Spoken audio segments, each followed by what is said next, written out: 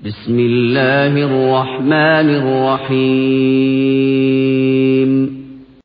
يا أيها الذين آمنوا اتقوا الله حق تقاته ولا تموتن إلا وأنتم مسلمون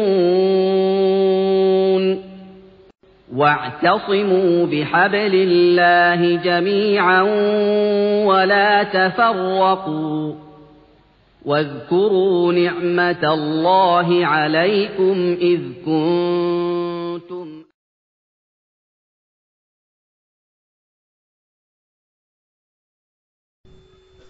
السلام عليكم.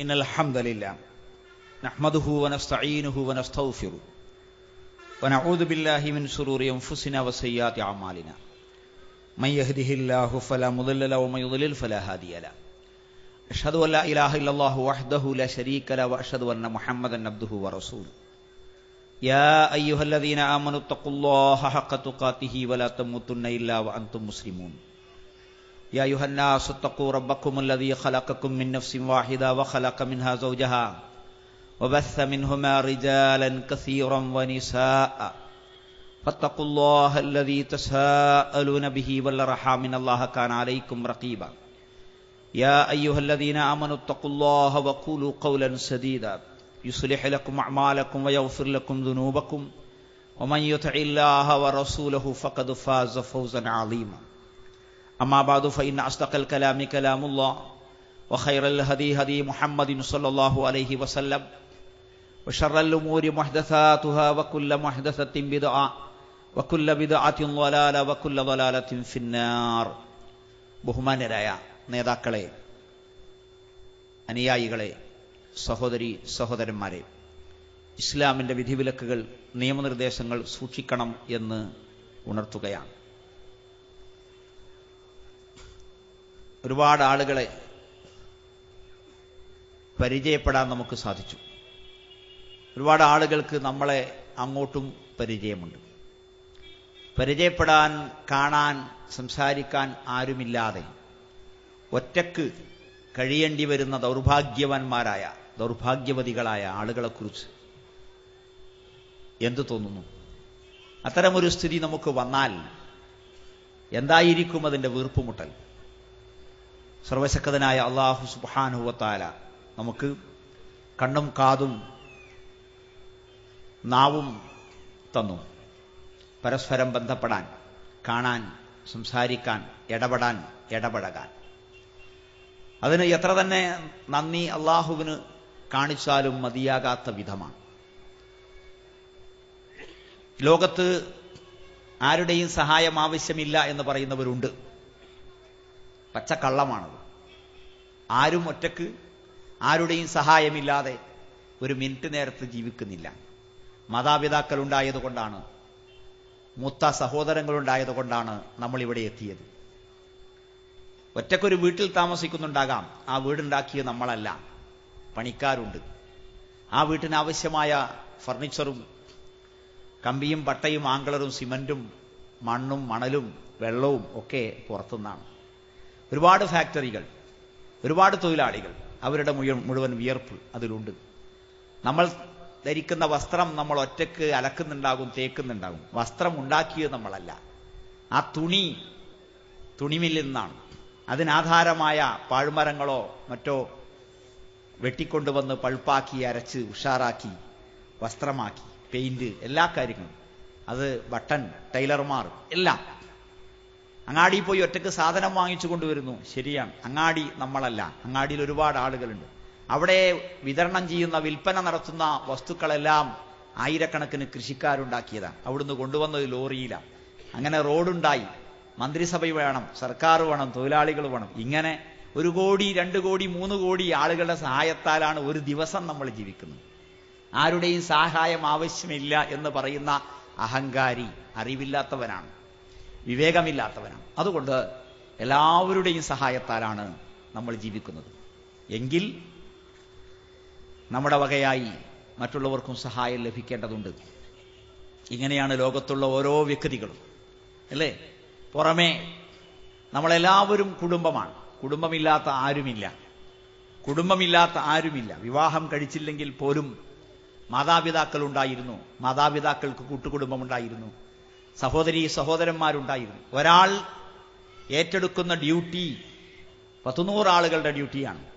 നിങ്ങൾ മകനാണ്, മകളാണ്, ജ്യേഷ്ഠനാണ്, ജ്യേഷ്ഠത്തിയാണ്, അനുജനാണ്, അനുജത്തിയാണ്, ഭാര്യയാണ്, ഭർത്താവാണ്, ഭർത്തൃ സഹോദരനാണ്, ഭാര്യാ സഹോദരിയാണ്, പിതാവാണ്, മാതാവാണ്, അമ്മോശനാണ്, അമ്മായിയാണ്, വല്യമ്മയാണ്, വല്യപ്പയാണ്, പേരക്കുട്ടിയാണ്. ഇങ്ങനെ 100 കണക്കിന് ഉത്തരവാദിത്തമാണ് ഓരോരുത്തർക്കും നിർവഹിക്കാറുണ്ട്. ഇതെല്ലാം വേർതിരിച്ച് മനസ്സിലാക്കി വേർതിരിച്ച് കണ്ടറിഞ്ഞ് കൊണ്ടു നടക്കുക എന്നതാണ് മനുഷ്യന്റെ കഴിവ്. അത് പോത്തിന് ഇല്ല, ഒരു മൃഗത്തിനും ആ കഴിവില്ല. ഒരു മൃഗത്തിനും ആ കഴിവില്ല, മനുഷ്യന് മാത്രമേ ഉള്ളൂ. അതാണ് മനുഷ്യനെ വേർതിരിച്ച് നിർത്തുന്ന ഘടകവും. അതുകൊണ്ടാണ് ഒരു മീറ്റിംഗ് ഉണ്ടായത്, ഒരു സമ്മേളനം ഉണ്ടായത്. പോത്തുകളൊരു സമ്മേളനം കൂടാറില്ല. മൃഗങ്ങള് നമ്മുടെ ബാലമാസികയിലും ബാലവാരികയിലും അല്ലാതെ മൃഗങ്ങളൊരു സമ്മേളനം എവിടെയും കൂടാറില്ല. മനുഷ്യന് മാത്രമേ അത് സാധിക്കൂ.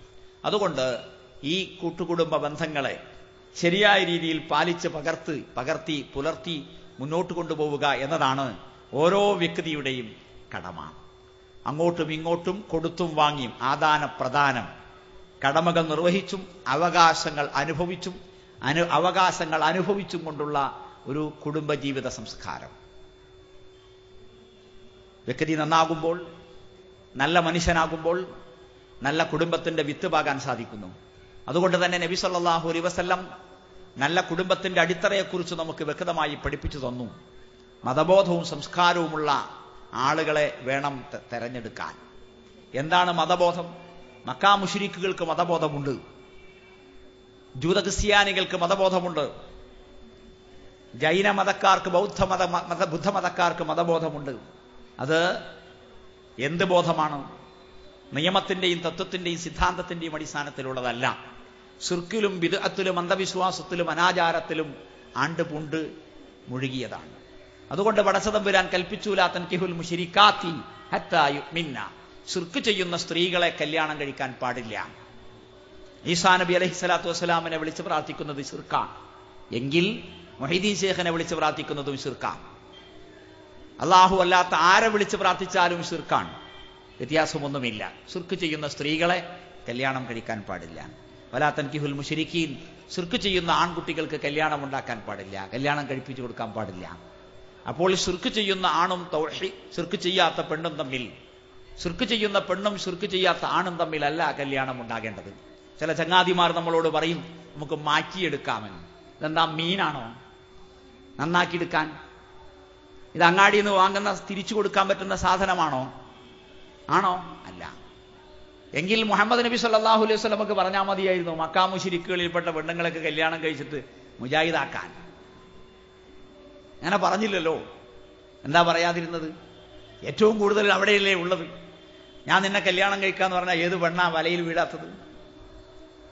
അതൊരു മതത്തിന്റെ ആളാകുമ്പോൾ, നിസ്കരിക്കുന്ന സക്കാത്ത് കൊടുക്കുന്ന നോമ്പ് നോൽക്കുന്ന പടച്ചതമ്പുരാനെ മാത്രം വിളിച്ചു പ്രാർത്ഥിക്കുന്ന പള്ളിയിൽ പോകുന്ന ഒരാളാകുമ്പോൾ സ്വാഭാവികമായും തയ്യാറാകും, അല്ലേ? അപ്പൊ അങ്ങനെയല്ല. ശരിയാണ്, ശിർക്ക് ചെയ്യുന്ന പെണ്ണുങ്ങളെ കല്യാണം കഴിച്ചിട്ട് തൗഹീദ് ഉണ്ടാക്കിയിട്ടുണ്ട്. പക്ഷേ ഇത്തരം പ്രസംഗങ്ങളും പരിപാടികളും കേട്ട്, ലഘുലേഖകൾ വായിച്ച്, ലേഖനങ്ങൾ വായിച്ച്, സമ്മേളനങ്ങളിൽ പങ്കെടുത്ത് കുടുംബങ്ങളുടെ ആട്ടും തൊഴിയും ഏറ്റിട്ട് തൗഹീദ് സ്വീകരിച്ച് വന്ന പെണ്ണുകുട്ടികളുണ്ട്. അവരെ നമ്മൾ എന്ത് ചെയ്യും? നമ്മൾ ശിർക്ക് ചെയ്യുന്നവരെ കല്യാണം കഴിച്ചാൽ തൗഹീദുള്ള പെൺകുട്ടികളെ ശിർക്ക് ചെയ്യുന്നവർ അങ്ങോട്ട് കല്യാണം കഴിക്കും. അവർ നേരെ കൊണ്ടുപോകുന്ന ഉള്ളാളത്തേക്കായിരിക്കും, അല്ലേ? അപ്പോൾ ഫലം വലിയൊരു വട്ടപൂജ്യം. കുറെ ശിർക്ക് ചെയ്യുന്ന സ്ത്രീകളെ കല്യാണം കഴിച്ച് തൗഹീദുള്ളവരാക്കി, തൗഹീദുള്ള കുറെ സ്ത്രീകളെ ശിർക്കിന്റെ ആളുകൾക്ക് കല്യാണം കഴിപ്പിച്ചു കൊടുത്തു. ഫലം വലിയൊരു വട്ടപൂജ്യം. ഫദഫറബിദാത്തിദ്ദീൻ, മതബോധമുള്ളവളെ കല്യാണം കഴിക്കുക, എന്നിട്ട് നീ വിജയിക്കുക. മതബോധം പിന്നീട് എടുക്കാം എന്നല്ല പറഞ്ഞത്, അത് നമ്മുടെ കയ്യിലല്ല.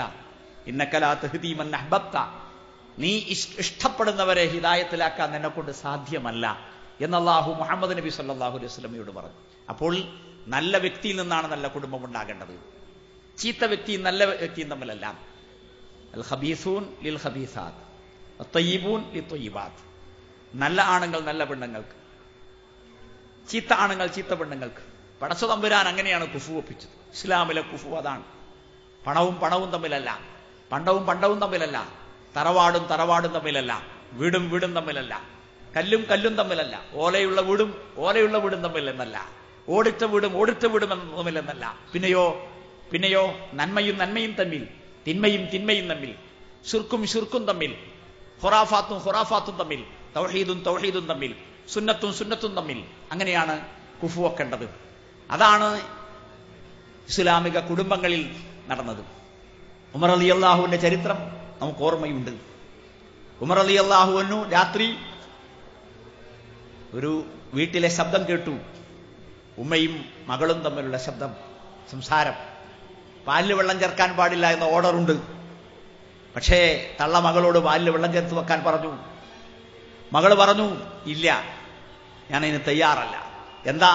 ഉമർ റളിയല്ലാഹുവിന്റെ ഓർഡറുണ്ട്, ഖലീഫയുടെ ഓർഡറുണ്ട്, അമീറുൽ മുഅ്മിനീന്റെ ഓർഡറുണ്ട്. പക്ഷേ ഉമർ ഉറങ്ങുകയല്ലേ? തള്ളയുടെ ചോദ്യം. റബ്ബ് ഉറങ്ങുകയല്ല. മകളുടെ മറുപടി, റബ്ബ് ഉറങ്ങുകയല്ല. ഉമർ അത് കേട്ടു. ചങ്ങാതിയോട് പോയി നോക്കാൻ പറഞ്ഞു, അവിടെ പുരുഷന്മാരാരെങ്കിലും ഉണ്ടോ? ഇല്ല, മടങ്ങി വരാൻ പറഞ്ഞു. രാവിലെ മക്കളെ വിളിച്ചു ഉമർ റളിയല്ലാഹുവിന്. ആൺമക്കളെ മുഴുവൻ വിളിച്ചു വരുത്തിയിട്ട് പറഞ്ഞു, മക്കളെ, ഒരു പെൺകുട്ടിയുണ്ട് അവിടെ. എനിക്കെങ്ങാനും കല്യാണം കഴിക്കേണ്ട വല്ല ആവശ്യവും വല്ല താല്പര്യവും ഇപ്പോൾ ഉണ്ടായിരുന്നുവെങ്കിൽ ഞാൻ ഒരിക്കലും അവളെ നിങ്ങൾക്ക് തരില്ലായിരുന്നു. ആരാ പറയുന്നത്? ബാപ്പ, ഖലീഫ ഉമർ, അമീറുൽ മുഅ്മിനീൻ, നിലവാരമുള്ള മനുഷ്യനാ. അദ്ദേഹം പറയുന്നത് മക്കളെ വിളിച്ചിട്ടാ, ആരാന്റെ മക്കളെ വിളിച്ചിട്ടല്ല. എനിക്ക് വല്ല കല്യാണം കഴിക്കേണ്ട താല്പര്യവും ഇപ്പോൾ ഉണ്ടായിരുന്നുവെങ്കിൽ ഞാൻ ഒരിക്കലും ഈ പെൺകുട്ടിയെ നിങ്ങൾക്ക് തരില്ലായിരുന്നു. പക്ഷേ ഞാനിപ്പോൾ ആഗ്രഹിക്കുന്നില്ല. അതുകൊണ്ട് നല്ലൊരു പെൺകുട്ടിയുണ്ട്, വല്ലവരും വേണമെങ്കിൽ കല്യാണം കഴിച്ചോളുന്നു. കൂട്ടത്തുനിന്നൊരു മകൻ തയ്യാറായി. മകൻ അവളെ കല്യാണം കഴിച്ചു കൊണ്ടുവന്നു. പാലിൽ വെള്ളം ചേർക്കുന്ന ദുഷ്ടയായ വഞ്ചകിയായ തള്ളയുടെ നല്ലവളായ മകളെ. ഇതാണ് കുഫു, ഇതാണ് കുഫു. അപ്പോൾ ദീനും ദീനും തമ്മിലുള്ള ബന്ധം ആ കുടുംബത്തിന്റെ അടിത്തറയിൽ നിന്ന് വേണം കുടുംബം എന്ന സ്ഥാപനം ഉണ്ടാകാൻ. അപ്പോൾ അവിടെ അള്ളാഹുവാണ് സാക്ഷി, ബിസ്മില്ലാഹിർ റഹ്മാനിർ റഹീമാണ്. അല്ലാതെ ബിസ്മി ശൈത്വാനിർ റജീം, ശപിക്കപ്പെട്ട പിശാചിന്റെ തിരുനാമത്തിൽ സ്ത്രീധനം വാങ്ങിയിട്ടല്ല. പണമായോ പണ്ടമായോ പറമ്പായോ അറയായോ വിസയായോ ജോലിയായോ ജോലി വാഗ്ദാനമായോ എന്തെങ്കിലും ഇങ്ങോട്ട് വാങ്ങിയിട്ടല്ല, പിന്നെയോ അങ്ങോട്ട് കൊടുത്തുകൊണ്ട്. ആ രീതിയിലുള്ള ഒരു വിവാഹ സംസ്കാരം. അപ്പോൾ അവിടെ അള്ളാഹുവാണ്, അള്ളാഹുവിനെ സാക്ഷി നിർത്തിയിട്ടാണ്, അള്ളാഹുവിന്റെ തിരുനാമത്തിലാണ്, അള്ളാഹു ഇണക്കിയതാണ്, ഇല്ലേ? അള്ളാഹു സുബ്ഹാനഹു വ തആല ഇണക്കിയതാണ് ഈ കുടുംബങ്ങളെ. ഈ രീതിയിൽ ഇസ്ലാമികമായി മതത്തിന്റെ ചട്ടക്കൂട്ടിൽ ഒതുങ്ങി നിന്നുകൊണ്ടുള്ള കുടുംബ ജീവിതത്തിന്റെ തുടക്കം മുതൽ ഒടുക്കം വരെയും നല്ല വ്യക്തി തന്നെയാകണം. നല്ല വ്യക്തി കല്യാണം കഴിയുന്നതോടുകൂടി മോശമാവുകയല്ല. തലേന്ന് വരെ സുബഹിക്ക് പള്ളിയിൽ പോയി അന്ന് സുബഹി ഒഴിവാക്കുകയല്ല. സുന്നത്ത് നമസ്കാരങ്ങളോ സുന്നത്ത് നോമ്പുകളോ ദിക്റുകളോ ദുആകളോ ഒക്കെ കുറക്കുകയല്ല, കൂട്ടുകയാണ്. കാരണം മതത്തിന്റെ 1/3 ഭാഗം വിവാഹം വരുന്നതോടുകൂടി നബി സല്ലല്ലാഹു അലൈഹി വസല്ലം പഠിപ്പിച്ച പോലെ തുഈനുക അലാ അംരി ദുനിയാ വൽ ആഖിറ, തുഈനുക അലാ അംരി ദുനിയാ വൽ ആഖിറ, ദുനിയാവിന്റെ കാര്യത്തിലും ആഖിറത്തിന്റെ കാര്യത്തിലും നിന്നെ സഹായിക്കുന്ന പെണ്ണാണ്. അപ്പോൾ ദീനിൽ സഹായമാകണം, ദുനിയാവിൽ സഹായമാകണം. ഭൗതികമായി ഭർത്താവിനെ മുടിക്കുന്നവരാകരുത്, മതപരമായി ഭർത്താവിനെ തളർത്തുന്ന ആളോ തകർക്കുന്ന ആളോ ആകരുത്. ഇസ്ലാമിന്റെ ദഅവത്ത് നടക്കണം, ഇസ്ലാമിന്റെ ജിഹാദ് നടക്കണം, പള്ളിയും മദ്രസയും കോളേജും സ്ഥാപനങ്ങളും ഉണ്ടാകണം, ദീനിന്റെ ചട്ടവട്ടങ്ങൾ ഉണ്ടാകണം. അതിനെല്ലാം സഹായമാകുന്ന പ്രേരണയാകുന്ന ഭാര്യ, അതിനെല്ലാം സഹായമാകുന്ന പ്രേരണയാകുന്ന ഭർത്താവ്. ഫന്നുരീ ഫീഹി, ശ്രദ്ധിക്കണേ, ഇന്നമാ ഹുവ ജന്നതുകി വനാറുകി, അവൻ നിന്റെ സ്വർഗമാണ്, അവൻ നിന്റെ നരകമാണ്. അവൻ നിന്റെ സ്വർഗമാണ്, അവൻ നിന്റെ നരകവുമാണ്. സ്വർഗമാണോ നരകമാണോ? ഭർത്താവിനെ കിട്ടിയ സ്ത്രീകൾ ചിന്തിക്കുക, ഭർത്താവിനെ കൊണ്ട് സ്വർഗമാണോ നരകമാണോ? ഇസ്ലാമിന്റെ വേഷം ധരിച്ച് മുഖമക്കനെയും ഫുൾക്കയ്യും ധരിച്ച് പള്ള കാണാത്ത വസ്ത്രം ധരിച്ച് നടന്നിരുന്ന പെണ്ണിന് ഒരു ഭർത്താവിനെ കിട്ടി. പിറ്റേന്ന് വേശ്യയുടെ വസ്ത്രം ധരിച്ചുകൊണ്ടാണ് അവൾ പുറത്തിറങ്ങേണ്ടി വന്നതെങ്കിൽ, അങ്ങനെയുള്ള വസ്ത്രമാണ് അവൻ കൊണ്ടുവന്നതെങ്കിൽ, അവന്റെ ബന്ധുക്കൾ കൊണ്ടുവന്നതെങ്കിൽ, ആ ഭർത്താവിനെ കിട്ടിയത് സ്വർഗത്തിലേക്കോ നരകത്തിലേക്കോ? പള്ളിയിലേക്ക് പോകുന്ന പെൺകുട്ടിയെ പിറ്റേന്ന് അവൻ കൊണ്ടുപോയത് ജാറത്തിലേക്കാണെങ്കിൽ ആ ഭർത്താവിനെ കിട്ടിയതുകൊണ്ട് അൽഹംദുലില്ലാഹ് പറയാൻ പറ്റുമോ?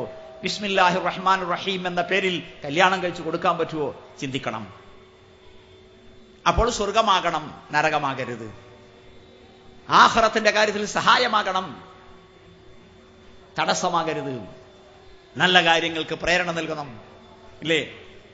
ഇനി എന്തു ചെയ്യുമെന്ന് വിചാരിച്ചു ഹുദൈബിയ സന്ധി നടന്ന ഉടനെ ബലിയെറുക്കുവാനും തല മുണ്ടനം ചെയ്യുവാനും നബി സല്ലല്ലാഹു അലൈഹി വസല്ലം കൽപ്പിച്ചപ്പോൾ സഹാബിമാർ ആ കൽപ്പന സ്വീകരിക്കുവാൻ മടിച്ചു നിന്നപ്പോൾ, ഇനി എന്തു ചെയ്യണം എന്ന് ആലോചിച്ച് വിഷമിച്ചു നിന്നപ്പോൾ പിന്നിൽ നിന്ന് ഭാര്യ മാടി വിളിക്കുന്നു, സ്വകാര്യം പറയുന്നു.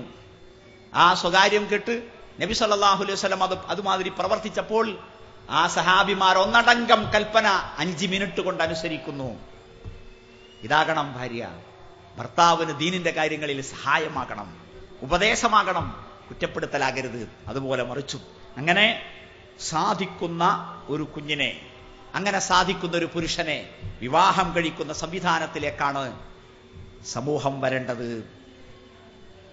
അപ്പൊ ആലോചിക്കണം.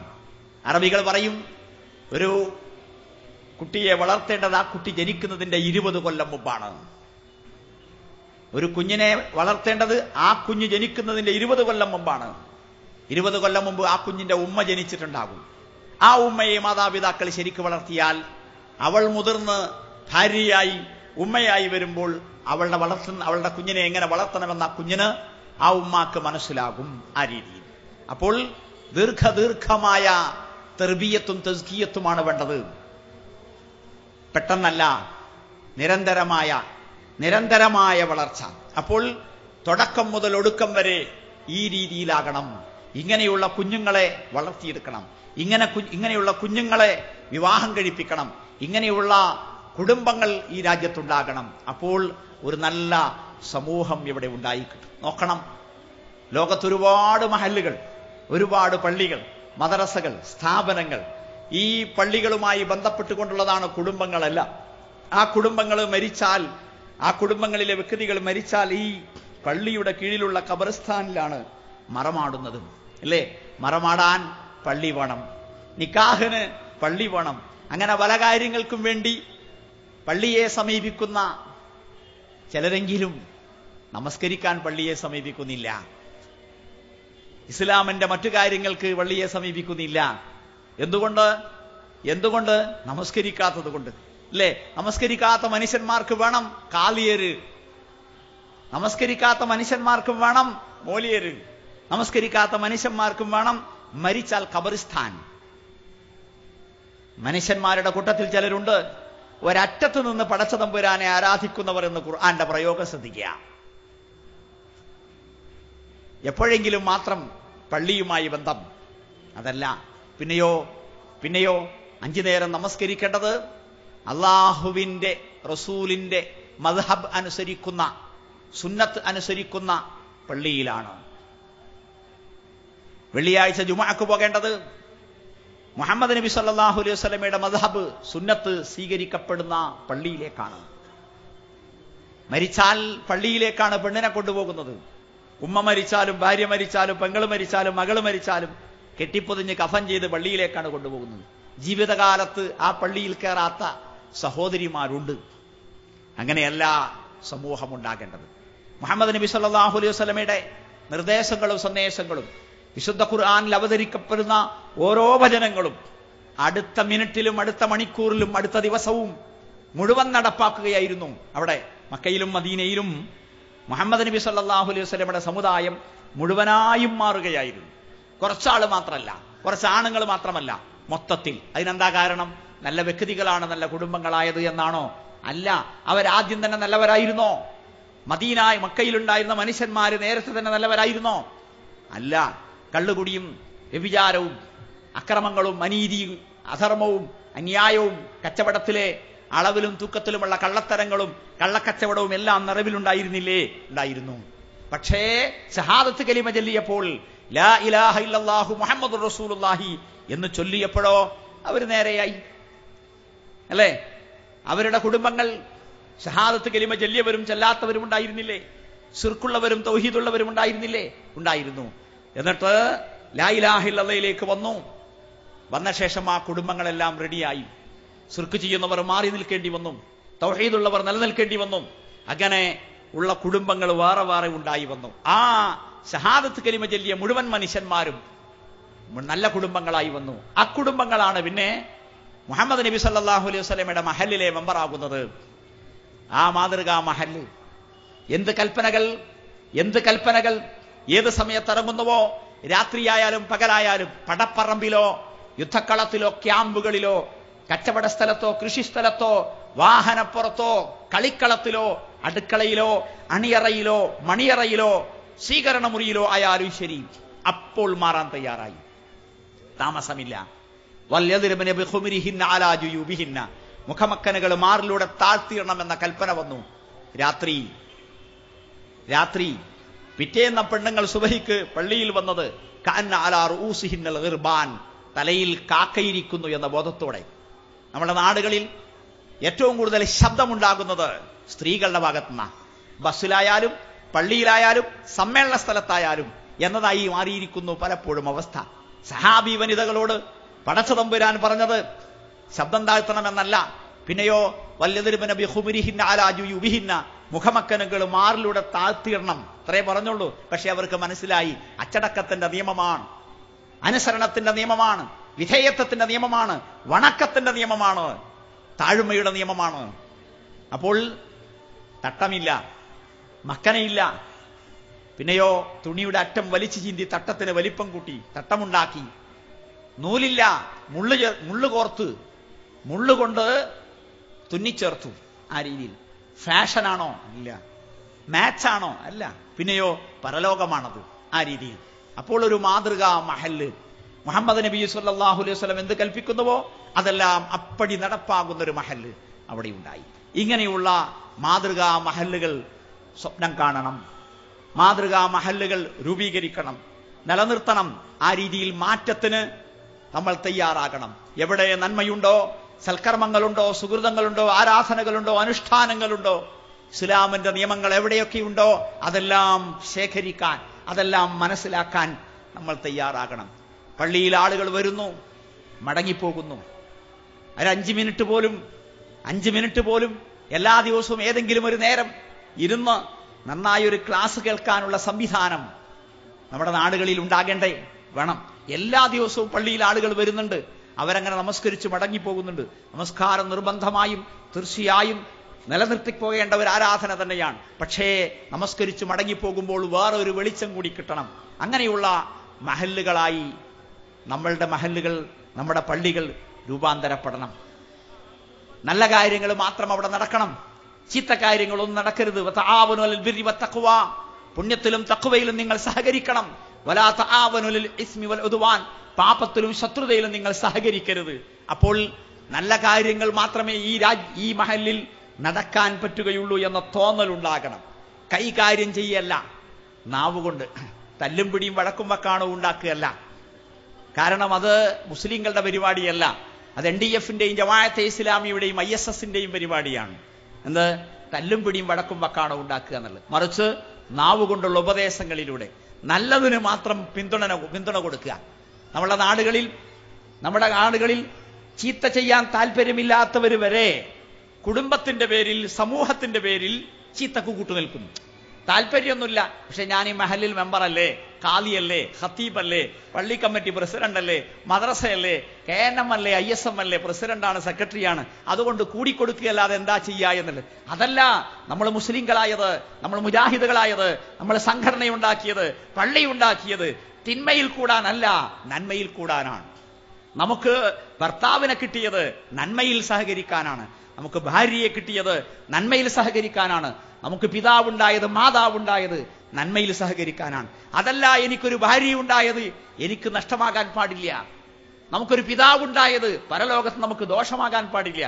ഇബ്രാഹിം അലൈഹിസ്സലാത്തു വസ്സലാമിന് ആസർ ഒരു ദോഷമായിരുന്നില്ല. മുഹമ്മദ് മുസ്തഫ സല്ലല്ലാഹു അലൈഹി വസല്ലമക്ക് അബൂ ത്വാലിബോ അല്ലെങ്കിൽ അബൂജഹലോ അബൂലഹബോ നഷ്ടമായിരുന്നില്ല. ഫിർഔന്റെ ഭാര്യക്ക് ഫിർഔൻ ഒരു നഷ്ടമായിരുന്നില്ല, ലാഭമായിരുന്നു. അല്ലേ ആണ്. ആലോചിക്കണം. ലൂത്ത് അലൈഹിസ്സലാത്തു വസ്സലാമിന്റെ ഭാര്യ ലൂത്ത് അലൈഹിസ്സലാത്തു വസ്സലാമിന് നഷ്ടമായിരുന്നില്ല, ലാഭമായിരുന്നു. എന്ന് വെച്ചാൽ അവരെ ഉണ്ടായതുകൊണ്ട് ഏതെങ്കിലും ഒരു പുണ്യം നഷ്ടപ്പെടുകയല്ല ചെയ്തത്. ഞാൻ എന്താ ചെയ്യുക, എന്റെ ഭർത്താവ് അങ്ങനെയായിപ്പോയി എന്നോ, ഭാര്യ അങ്ങനെയായിപ്പോയി എന്നോ, ബാപ്പ അങ്ങനെയായിപ്പോയി എന്നോ, ഉമ്മ അങ്ങനെയായിപ്പോയി എന്നോ എല്ലാ പ്രവാചകന്മാര് പറഞ്ഞത്. നമ്മളും അങ്ങനെയാകരുത്.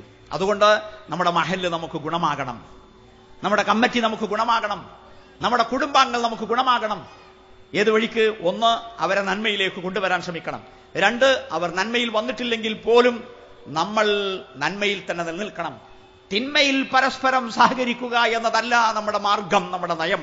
അതുകൊണ്ട് നമ്മുടെ നാട്ടിൽ, നമ്മുടെ വീട്ടിൽ, നമ്മുടെ കുടുംബത്തിൽ ഒരു നന്മ നടക്കുന്നുണ്ടെങ്കിൽ അതിൽ സഹകരിക്കണം. തിന്മ നടക്കുന്നുണ്ടെങ്കിൽ സഹകരിക്കരുത്. നമുക്ക് കണ്ണൂക്ക് കഴിക്കാൻ 3 കഴിക്കാൻ താല്പര്യമില്ല. പക്ഷേ ബാപ്പയാണ് മരിച്ചത്, ഉമ്മ പറയുന്നു മോനെ ഒന്ന് വന്നു പോകണം. അങ്ങനെ നമ്മൾ വന്നു പോകുമ്പോൾ നമ്മൾ ആരെയാണ് അനുസരിക്കുന്നത്? അള്ളാഹുവിനെയാണോ? അല്ല, പിശാചിനെയാണ്. പിശാചിനെയാണ്. അതൊരു ഉദാഹരണം മാത്രമാണ്.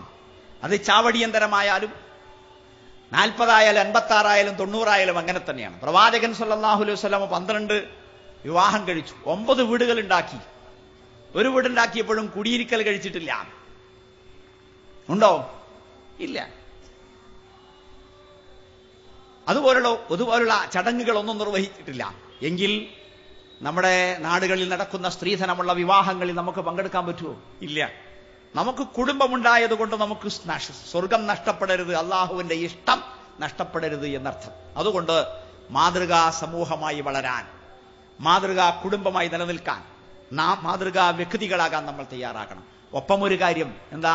മാതൃകയാകാൻ വേണ്ടിയല്ല നമ്മൾ നല്ലത് ചെയ്യുന്നത്. മാതൃകയാകാൻ വേണ്ടിയല്ല നമ്മൾ നല്ലത് ചെയ്യുന്നത്.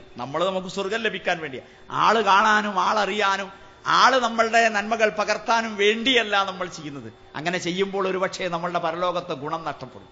നമ്മൾ നമുക്ക് വേണ്ടിയാണ്. പക്ഷേ നമ്മളിലൂടെ പ്രകടമാകേണ്ടത് നന്മ മാത്രമാകണം.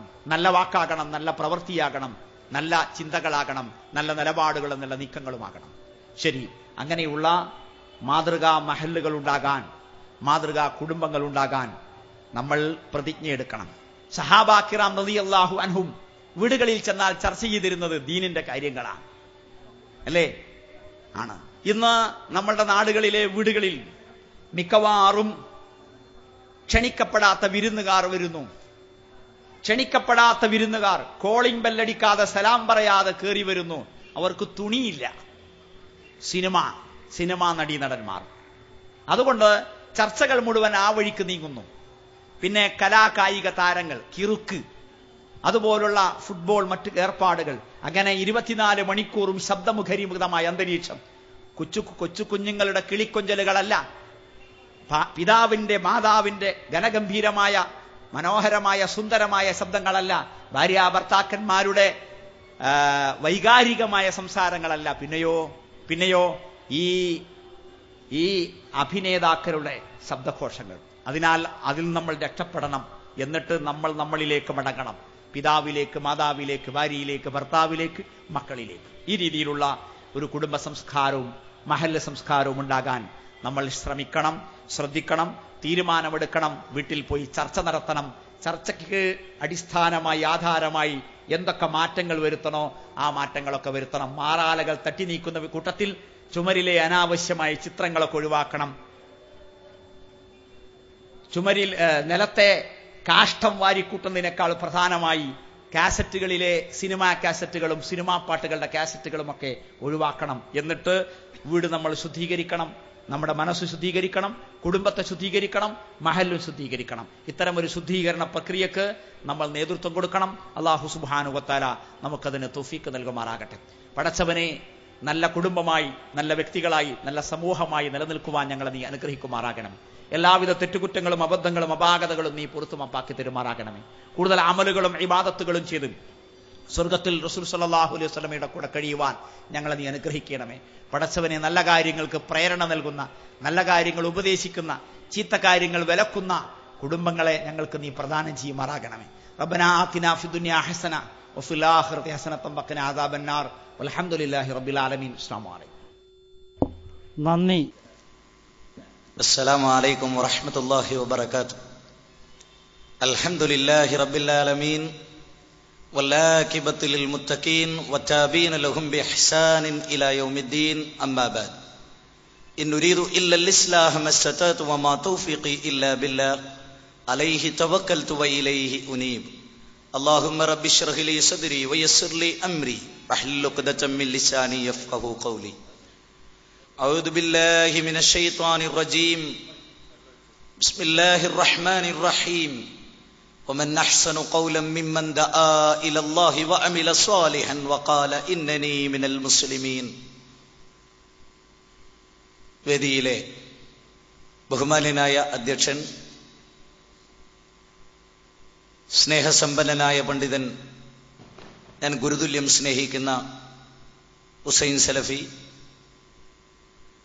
ഹസൻ മദീനി, അബ്ദുൽ മജീദ് സലാഹി, ഈ ശബ്ദം കേട്ടുകൊണ്ടിരിക്കുന്ന സഹോദരി സഹോദരന്മാരെ, അള്ളാഹുവിന്റെ ഖുർആനും നബി സല്ലല്ലാഹു അലൈഹി വസല്ലമയുടെ ജീവിതചര്യയും മാതൃകയായി ജീവിക്കുന്നവരാണ് മുസ്ലിമീങ്ങൾ. അള്ളാഹുവിന്റെ ഖുർആനിൽ ആവർത്തിച്ച് നമ്മളോട് അള്ളാഹു ആവശ്യപ്പെട്ടിട്ടുള്ള ഒരു കാര്യം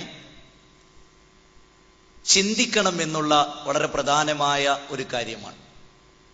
ഖുർആനിൽ 78ഓളം സ്ഥലങ്ങളിൽ ലഅല്ലക്കും തഅഖിലൂൻ, അഫലാ തഅഖിലൂൻ, തതദബ്ബറൂൻ തുടങ്ങിയിട്ടുള്ള പദങ്ങൾ ആവർത്തിച്ച് ഖുർആൻ പറയും. ചിന്തിക്കുവാനും പഠിക്കുവാനും അന്വേഷിക്കുവാനും കണ്ടെത്തുവാനും മനന സ്വഭാവമുള്ള മനുഷ്യന്റെ പ്രത്യേകതയായി കൊണ്ട് ഖുർആൻ എടുത്ത് കാണിക്കുന്നു. പരമ്പരാഗതമായി നാം കൊണ്ടു നടക്കുന്ന പല വിശ്വാസങ്ങളും ആചാരങ്ങളും പ്രമാണങ്ങളുടെ വെളിച്ചത്തിൽ പഠനവിധേയമാക്കുമ്പോൾ തെല്ലും വിശുദ്ധ ഖുർആനുമായും പ്രവാചകന്റെ വചനങ്ങളുമായും ബന്ധം പുലർത്താത്തതാണ് എന്ന് നാം മനസ്സിലാക്കും. ആകാശഭൂമികളുടെ സൃഷ്ടിപ്പിലും രാപ്പകലുകളുടെ വ്യതിയാനങ്ങളിലും സൂര്യചന്ദ്രന്മാരുടെ സൃഷ്ടിപ്പിലും ചിന്തിക്കുന്ന ആളുകൾക്ക് ദൃഷ്ടാന്തമുണ്ട് എന്ന് പടച്ച തമ്പുരാൻ പറയും. ഇസ്ലാം പരിചയപ്പെടുത്തുന്നത് 50 വയസ്സ് പഴക്കമുള്ള ഒരു ദൈവത്തെയല്ല, 1000 10,000 വർഷം പഴക്കമുള്ള ഒരു ദൈവത്തെയല്ല, മറിച്ച് വിശുദ്ധ ഖുർആൻ പറയുന്നത് വശംസു വൽ ഖമറു ബിഹുസ്ബാൻ വന്നജ്മു വശജറു യസ്ജുദാൻ വൽ അർള വവളഅ ലിൽ അനാം. വിശുദ്ധ ഖുർആൻ സൂറത്ത് റഹ്മാനിൽ പറഞ്ഞു, സൂര്യനെയും ചന്ദ്രനെയും അതിന്റെ വ്യവസ്ഥാപിതമായ അതിന്റെ പദമണ്ഡലങ്ങളിൽ ഭ്രമണമണ്ഡലങ്ങളിൽ നീന്തിത്തുടിക്കും തക്ക വിധത്തിൽ അതിനെ സംവിധാനിച്ച പടച്ച തമ്പുരാൻ സസ്യലോകങ്ങളെ സംവിധാനിക്കുകയും ജന്തുലോകങ്ങളെ സംവിധാനിക്കുകയും വൽ അർള വവളഅ ലിൽ അനാം, ഭൂമിയെ മനുഷ്യയോഗ്യമാക്കുമാറ് അവന് ജീവിക്കാൻ ഉതകുമാറ് ഈ പ്രപഞ്ചത്തെ സംവിധാനിക്കുകയും ചെയ്ത പടച്ച തമ്പുരാൻ. സൂറത്ത് റഹ്മാനിലെ 10ാമത്തെ സൂക്തത്തിൽ അല്ലാഹു പറഞ്ഞു, ഖുർആനിലെ 2-ാം അധ്യായം സൂറത്ത് ബഖറയിലെ 29 ഖലഖ ലക്കും മാ ഫിൽ അർളി ജമീഅ, മനുഷ്യരെ ഈ ഭൂമിയെ നിങ്ങൾക്ക് വേണ്ടിയാണ് പടച്ച തമ്പുരാൻ സംവിധാനിച്ചത്. ആകാശങ്ങളെയും ഭൂമിയെയും സർവചരാചരങ്ങളെയും ജീവജാലങ്ങളെയും സചേതനങ്ങളെയും അചേതനങ്ങളെയും ആകാശത്തിന്റെ വിഹായസിൽ വട്ടമിട്ട് പറക്കുന്ന പറവകളെയും ആഴിയുടെ അഗാധതലത്തിൽ നീന്തിത്തുടിക്കുന്ന മത്സ്യങ്ങളെയും എല്ലാം സൃഷ്ടിച്ച സൃഷ്ടിനാഥൻ. അത്തരമൊരു സൃഷ്ടിനാഥനെയാണ് ഇസ്ലാം പരിചയപ്പെടുത്തുന്നത്. വിശുദ്ധ ഖുർആനിന്റെ 1-ാം അധ്യായം സൂറത്ത് ഫാത്തിഹയുടെ 2-ാമത്തെ ആയത്ത് ഒരു പാരാവാരം പോലെ നമ്മുടെ മുമ്പിൽ നിലനിൽക്കുകയും ചോദ്യചിഹ്നമായി നിൽക്കുകയും ചെയ്യും. അൽഹംദുലില്ലാഹി റബ്ബിൽ ആലമീൻ, സർവസ്തുതികളും സർവലോകങ്ങളുടെയും പടച്ച തമ്പുരാനാകുന്നു എന്ന്. സർവലോകങ്ങളുടെയും, ഇവിടെ നമ്മൾ സാധാരണ പറയാറുണ്ട് 14 ലോകങ്ങൾ, സബ്അ സമാവാതിൻ തിബാക, അടുക്കുകളായി 7 ആകാശങ്ങളെ, അത്ര തന്നെ ഭൂമിയെയും അതിനിടയിലുമുണ്ട് ഒരുപാട് ലോകങ്ങൾ. ഈ ഭൂമി ലോകത്ത് തന്നെ സസ്യലോകം എന്നതൊരു ലോകമാണ്, ജന്തുലോകം എന്നത് മറ്റൊരു ലോകമാണ്. ഡിസ്കവറി ചാനൽ കണ്ട ആളുകൾക്കറിയാം, ആഴിയുടെ അഗാധതലം അത്ഭുതങ്ങളുടെ കലവറയാണ്. ഈ പ്രപഞ്ചത്തിൽ ഒരു പൂന്തോട്ടത്തിൽ കടന്നു ചെല്ലുന്നവന് അനവധി പുഷ്പങ്ങളുടെ സുഗന്ധങ്ങൾ ആസ്വദിക്കുവാനും കാണുവാനും ഈ ലോകത്തെ സംവിധാനിച്ച് ഇത്രയേറെ ഭംഗി പിടിപ്പിച്ച് മോടി പിടിപ്പിച്ച് ഇതിനെ ഒരുക്കിയതിന്റെ പിന്നിൽ ഒരു യാദർശികതയാണോ? എന്തുകൊണ്ടാണ് ഒരു മാവിലെ മാമ്പഴം വീണ് അതിന്റെ കുരുമുളക്കുമ്പോൾ അത് മാവ് തന്നെയാകുന്നത്? എന്തുകൊണ്ടാണ് തെങ്ങായി വളരുന്നത്? എന്തുകൊണ്ടാണ് കശുവണ്ടിയായി തന്നെ നിലനിൽക്കുന്നത്? എന്തുകൊണ്ടാണ് ഒരു സ്ത്രീയും പുരുഷനും ബന്ധപ്പെട്ടാൽ ഒരു മനുഷ്യ കുഞ്ഞുണ്ടാകുന്നത്? എന്തുകൊണ്ടാണ് നായ കുതിരയായി തീരാത്തത്? എന്തുകൊണ്ടാണ് ആന പൂച്ചയാവാത്തത്? എന്തുകൊണ്ടാണ് പൂച്ച സിംഹമാകാത്തത്? എന്തുകൊണ്ടാണ് മാന് സിംഹമാകാത്തത്? എല്ലാറ്റിനും ഒരു വ്യവസ്ഥാപിതത്വമുണ്ട്. ലാ തബ്ദീല ലിഖൽഖില്ലാ, അള്ളാഹുവിന്റെ സൃഷ്ടി വൈഭവങ്ങളിൽ നിങ്ങൾക്ക് മാറ്റം കാണുക സാധ്യമല്ല. പടച്ചതമ്പുരാൻ നിശ്ചയിച്ച വ്യവസ്ഥ, ഓരോന്നിനും പടച്ചതമ്പുരാൻ നിശ്ചയിച്ച ഒരു വ്യവസ്ഥയുണ്ട്. നമ്മുടെ കിഡ്നി, നമ്മുടെ സെറിബ്രം, നമ്മുടെ സെറിബെല്ലം, നമ്മുടെ ഹാർട്ട്, നമ്മുടെ പൾസ്, വഫീ അൻഫുസികും അഫലാ തുബ്സിറൂൻ, നിങ്ങളുടെ മനസ്സ്, നിങ്ങളുടെ ശരീരം അത്ഭുതങ്ങളുടെ കലവറയാണ്. ആകാശവും ഭൂമിയും അത്ഭുതങ്ങളുടെ കലവറയാണ്. വശംസു വൽ ഖമറു, ചന്ദ്രനും സൂര്യനും അത്ഭുതങ്ങളുടെ കലവറയാണ്. കോടിക്കണക്കായ മനുഷ്യർക്ക് ഈ പ്രകാശകിരണങ്ങൾ നൽകുന്ന സൂര്യനും രാത്രികാലങ്ങളിൽ നിലാവലകൾ നൽകുന്ന ചന്ദ്രനും അത്ഭുതങ്ങളുടെ കലവറയാണ്. ഈ പ്രപഞ്ചം മുഴുവനും അത്ഭുതങ്ങളുടെ കലവറയാണ്. അതുകൊണ്ട് വിശുദ്ധ ഖുർആൻ 3-ാം അധ്യായം സൂറത്തു ആൽ ഇംറാൻ 190-ാമത്തെ സൂക്തത്തിൽ പറഞ്ഞു, വിശുദ്ധ ഖുർആൻ ഇന്ന ഫീ ഖൽഖിസ് സമാവാതി വൽ അർദ് വഖ്തിലാഫിൽ ലൈലി വൻ നഹാർ ലആയാതിൻ ലിഉലിൽ അൽബാബ് الذين يذكرون الله قياما وقعودا وعلى جنوبهم ويتفكرون في خلق السماوات والأرض ربنا ما خلقت هذا باطلا سبحانك فقنا عذاب النار. രാപ്പകലുകൾ മാറി മാറി വരുന്നതിൽ, സൂര്യചന്ദ്രന്മാരുടെ സൃഷ്ടിപ്പിൽ, ആകാശഭൂമികളുടെ സൃഷ്ടിപ്പിൽ ലആയാതിൻ ലിഉലിൽ അൽബാബ്, നമ്മൾ കാണുന്ന ആകാശം, സൂര്യൻ, അതിന്റെ 10 ഇരട്ടി വലിപ്പമുള്ള നക്ഷത്രങ്ങൾ, അതിൽ 10 മടങ്ങ് വികസിച്ചുകൊണ്ടിരിക്കുന്ന പ്രപഞ്ചം, ഇത് അത്ഭുതങ്ങളുടെ കലവറയല്ലേ? നിശ്ചയമായും അതെ.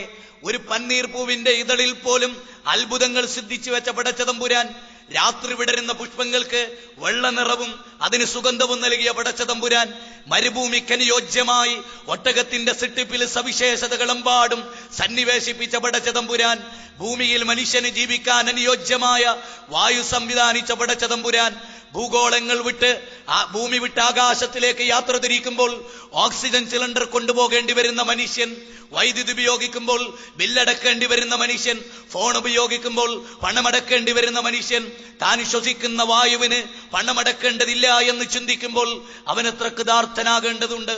ഇന്നൽ ഇൻസാന ലിറബ്ബിഹി ലഖനൂദ്, മനുഷ്യൻ തന്റെ രക്ഷിതാവിനോട് നന്ദി കെട്ടവനാണ്. അപ്പൊ ഇസ്ലാം പരിചയപ്പെടുത്തുന്ന ദൈവം ലോകത്തിന്റെ ദൈവമാണ്, ആകാശഭൂമികളുടെ ദൈവമാണ്.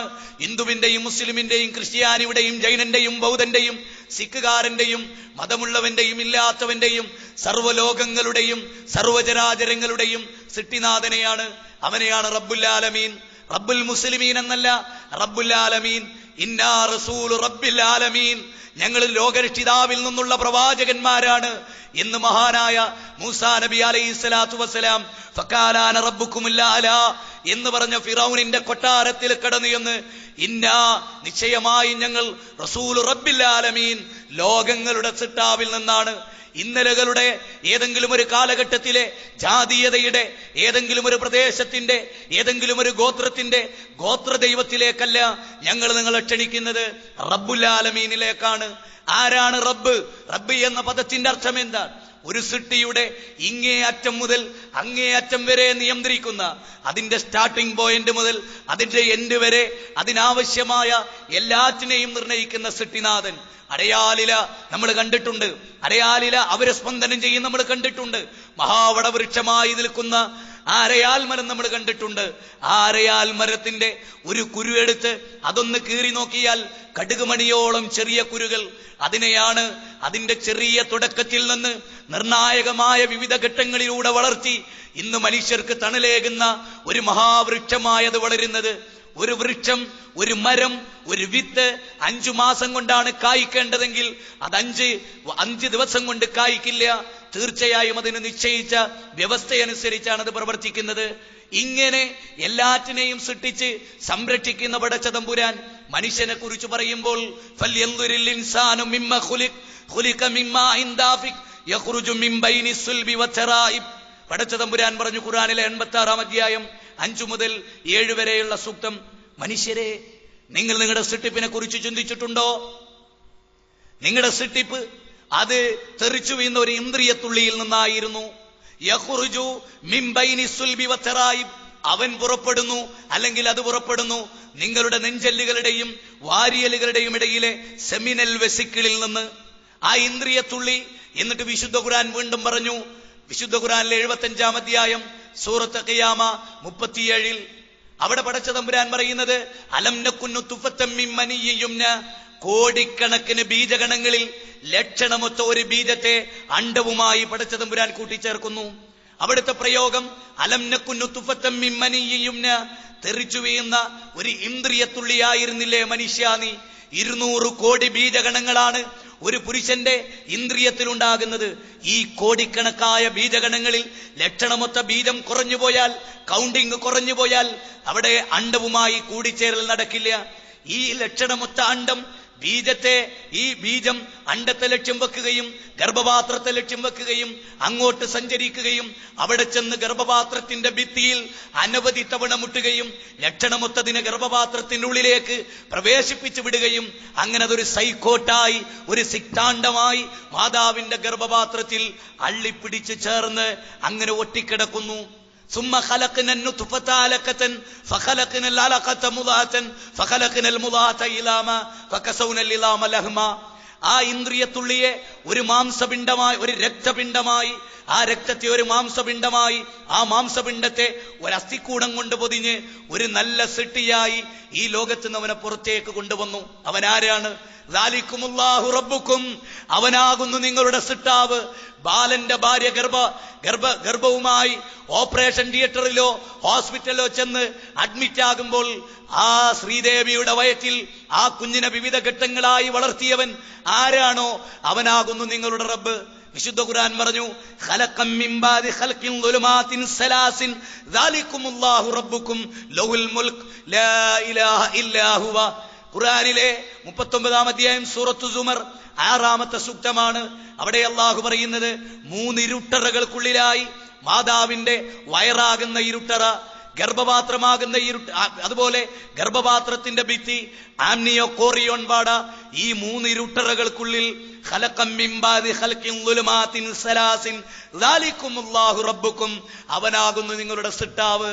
അതെ, ആ സൃഷ്ടാവ് ഇവിടെയുള്ള കോടിക്കണക്കായ മനുഷ്യരെ സൃഷ്ടിച്ച സൃഷ്ടാവ്, അവർക്ക് മുമ്പുള്ളവരെ സൃഷ്ടിച്ച സൃഷ്ടാവ്, ശ്രീരാമനെയും ശ്രീരാമന് മുമ്പുള്ളവരെയും യേശുക്രിസ്തുവിനെയും യേശുക്രിസ്തുവിന് മുമ്പുള്ളവരെയും സൃഷ്ടിച്ച സൃഷ്ടാവ്, ആ മാതാമൃതാനന്ദമയെയും അതുപോലെ തന്നെ നേരത്തെ പറഞ്ഞ നമ്മുടെ 79 വയസ്സ് പ്രായമായ നമ്മൾ മുട്ടപ്പുറത്തിയിലെ സായിബാവയെയും എല്ലാം സൃഷ്ടിച്ച പടച്ച തമ്പുരാൻ, കൃമികളെയും കൃമികീടങ്ങളെയും എല്ലാറ്റിനെയും സൃഷ്ടിച്ച പടച്ച തമ്പുരാൻ, മനുഷ്യന്റെ കണ്ണിന്റെ കട്ടുനോട്ടം അറിയുന്ന പടച്ച തമ്പുരാൻ, പാതിരാത്രിയിൽ കറുത്ത കരിമ്പാറക്കടിയിലൂടെ അരിച്ചു നീങ്ങുന്ന കറുത്ത ഉറുമ്പിന്റെ കറുത്ത കാലടിപ്പാടുകൾ പോലും വ്യക്തമായും സൂക്ഷ്മമായും അറിയുന്ന പടച്ച തമ്പുരാൻ, വറഹ്മതി വസിയത്ത് കുല്ല ഷൈഇൻ, അവന്റെ കാരുണ്യമാണ് ഈ ഭൂമിയെ, ഈ പ്രപഞ്ചത്തെ, സർവ്വവസ്തുക്കളെ ചൂഴ്ന്നു നിൽക്കുന്നത് അവന്റെ കാരുണ്യമാണ്.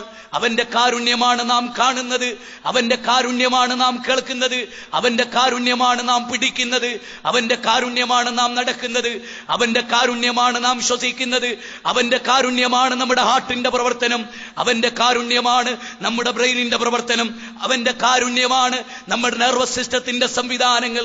ആ റഹ്മാനായ റബ്ബ് ലോകരെ നോക്കിയിട്ട് പറയുന്നു, മനുഷ്യരെ, ഞാനാകുന്നു നിങ്ങളുടെ റബ്ബ്, അതുകൊണ്ട് നിങ്ങൾ എന്നോട് പ്രാർത്ഥിക്കുക. വൈദാ സഅലക ഇബാദി അന്നി ഫഇന്നി ഖരീബുൻ ഉജീബു ദഅവത ദാഇ ഇദാ ദആനി ഫലിയസ്തജീബൂ ലി വലിയുമിനൂ ബി ലഅല്ലഹും യർഷുദൂൻ. നബിയേ, എന്റെ അടിമകൾ എന്നെ കുറിച്ച് ചോദിക്കുന്ന നബിയെ പറയുക, ഞാൻ അവരുടെ സമീപസ്ഥനാണ്. എത്രത്തോളം സമീപസ്ഥൻ? ഖുർആനിലെ 50-ാം അധ്യായം സൂറത്ത് ഖാഫ് 16-ാമത്തെ സൂക്തത്തിൽ പറഞ്ഞു, വലഖദ് ഖലഖനൽ ഇൻസാന വനഅലമു മാ തുവസ്വിസു ബിഹി നഫ്സ് വനഹ്നു അഖ്റബു ഇലൈഹി മിൻ ഹബ്ലിൽ വരീദ്. അവന്റെ ജീവനാഡിയേക്കാൾ പ്രിയമുള്ളവരെ, വലിയ തടിമരം ഈർന്നു മുറിക്കുന്നത് കണ്ടിട്ടില്ലേ നിങ്ങൾ? ഈർച്ചവാള് കൊണ്ട് ഈർന്നു മുറിക്കുമ്പോ അതിൽ നമ്മൾ ആപ്പ് പൂള് എന്ന് പറഞ്ഞിട്ട് ഒരു മരക്കഷ്ണം എടുത്തു വെക്കാറുണ്ട്. എന്തിനാ? അത് അകന്ന് കിട്ടാനാണ്, അല്ലേ? അകന്ന് കിട്ടാനാണ്. അടുത്ത് നിൽക്കുന്നതിനെ അകറ്റാനാണ് ചെയ്യാറുള്ളത്. ജീവനാഡിയേക്കാളും അടുത്ത് നിൽക്കുന്ന പടച്ചവനിലേക്ക് അടുപ്പിക്കാൻ ഒരിടയാളനെ കയറ്റി വെക്കുന്നവൻ അധമനല്ലെങ്കിൽ ഈ ഭൂമിയിൽ അവൻ മറ്റാരാണ്? വഖാല റബ്ബുക്കും ഉദൂനി യസ്തജിബ് ലക്കും ഇന്നല്ലദീന യസ്തക്ബിറൂന അൻ ഇബാദതി സയദ്ഖുലൂന ജഹന്നമ ദാഖിരീൻ.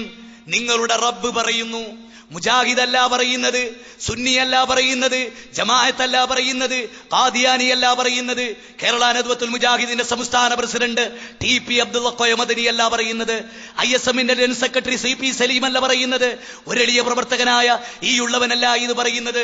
നമ്മുടെ നാഥൻ, നമുക്ക് വായു നൽകിയ നമ്മുടെ നാഥൻ, നമുക്ക് ജീവൻ നൽകിയ നമ്മുടെ നാഥൻ, നമ്മുടെ മാതാവിന്റെ ഗർഭപാത്രത്തിൽ നമ്മെ വളർത്തിയ നമ്മുടെ നാഥൻ, നമുക്ക് അനുഗ്രഹങ്ങൾ ചൊരിഞ്ഞെന്ന നമ്മുടെ നാഥൻ, ഈ ഭൂമി ലോകത്തേക്ക് വരുമ്പോൾ നമുക്ക് അനുയോജ്യമായ വാസസ്ഥലമൊരുക്കിയ നമ്മുടെ നാഥൻ, ആ നാഥനാണ് പറയുന്നത് വഖാല റബ്ബുക്കും, നിങ്ങളുടെ റബ്ബാണ് പറയുന്നത്.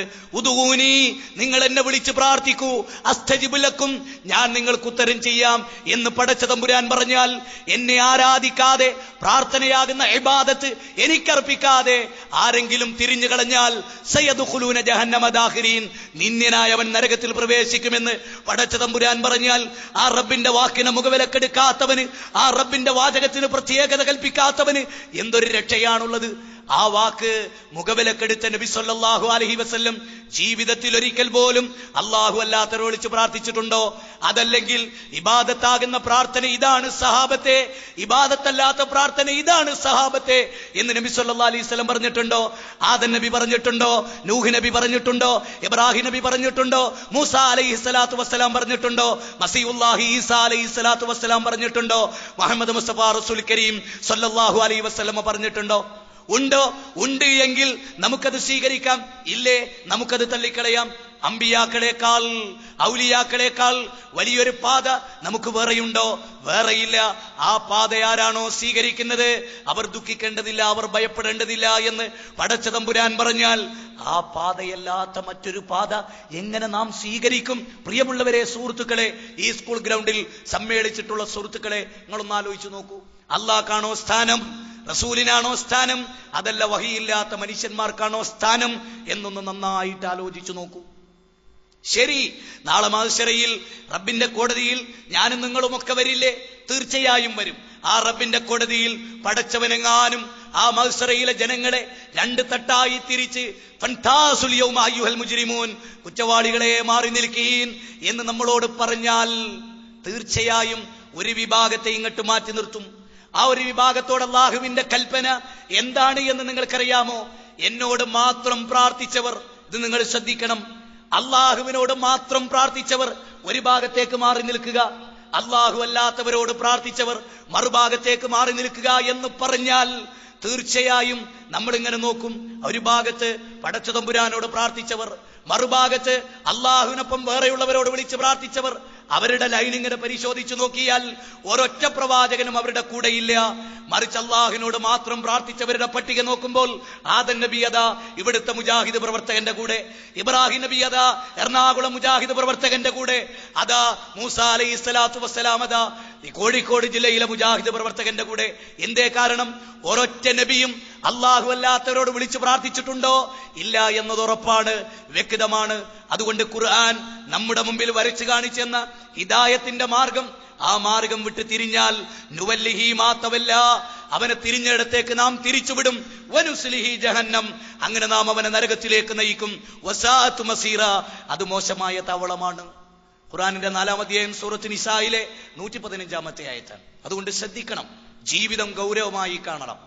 പിന്നെ ഈ കാര്യങ്ങളൊക്കെ പറയുമ്പോ ഒന്ന് നിങ്ങൾ ആലോചിച്ചു നോക്കൂ, ഏതെങ്കിലും ഒരു നബി ജീവിതത്തിന്റെ ഏതെങ്കിലും ഒരു പ്രതിസന്ധി ഘട്ടത്തിൽ, ആപൽ ഘട്ടങ്ങളിൽ അല്ലാത്തവരോട് പ്രാർത്ഥിച്ചതായിട്ട് ഖുർആനിലുണ്ടോ? നമ്മള് തെളിവ് ഖുർആനും സുന്നത്തും ആണെന്നാണ് സുന്നി മുജാഹിദും ജമാഅത്തും ഖാദിയനും ഷിയയും തബ്ലീഗും എല്ലാരും പറയുന്നത്. എത്രത്തോളം ക്രിസ്ത്യാനികൾ പറയുന്നത് ക്രിസ്തുമത ശരി, ഖുർആനിൽ ഇതാ തെളിവ് എന്നിട്ട് ആ പുസ്തകം എഴുതിയേ. അപ്പൊ പിന്നെ വേറെന്തോ ആലോചിക്കണ്ടോ? ഇനി നമ്മൾ ചിന്തിക്കേണ്ട ഒരു കാര്യം, ആദം നബി അള്ളാഹിനോട് പ്രാർത്ഥിച്ച ഖുർആനിലുണ്ടോ? ഉണ്ട്. എവിടെയുള്ളത്? 7-ാം അധ്യായം സൂറത്ത് ആറാഫ് 23-ാമത്തെ സൂക്തം സലഫി ഇവിടെ ഉദ്ധരിച്ചതാണ്. റബ്ബനാ ലലംനാ അൻഫുസനാ വഇല്ലം തഗ്ഫിർ ലനാ. ആരോടാ പ്രാർത്ഥിച്ച്?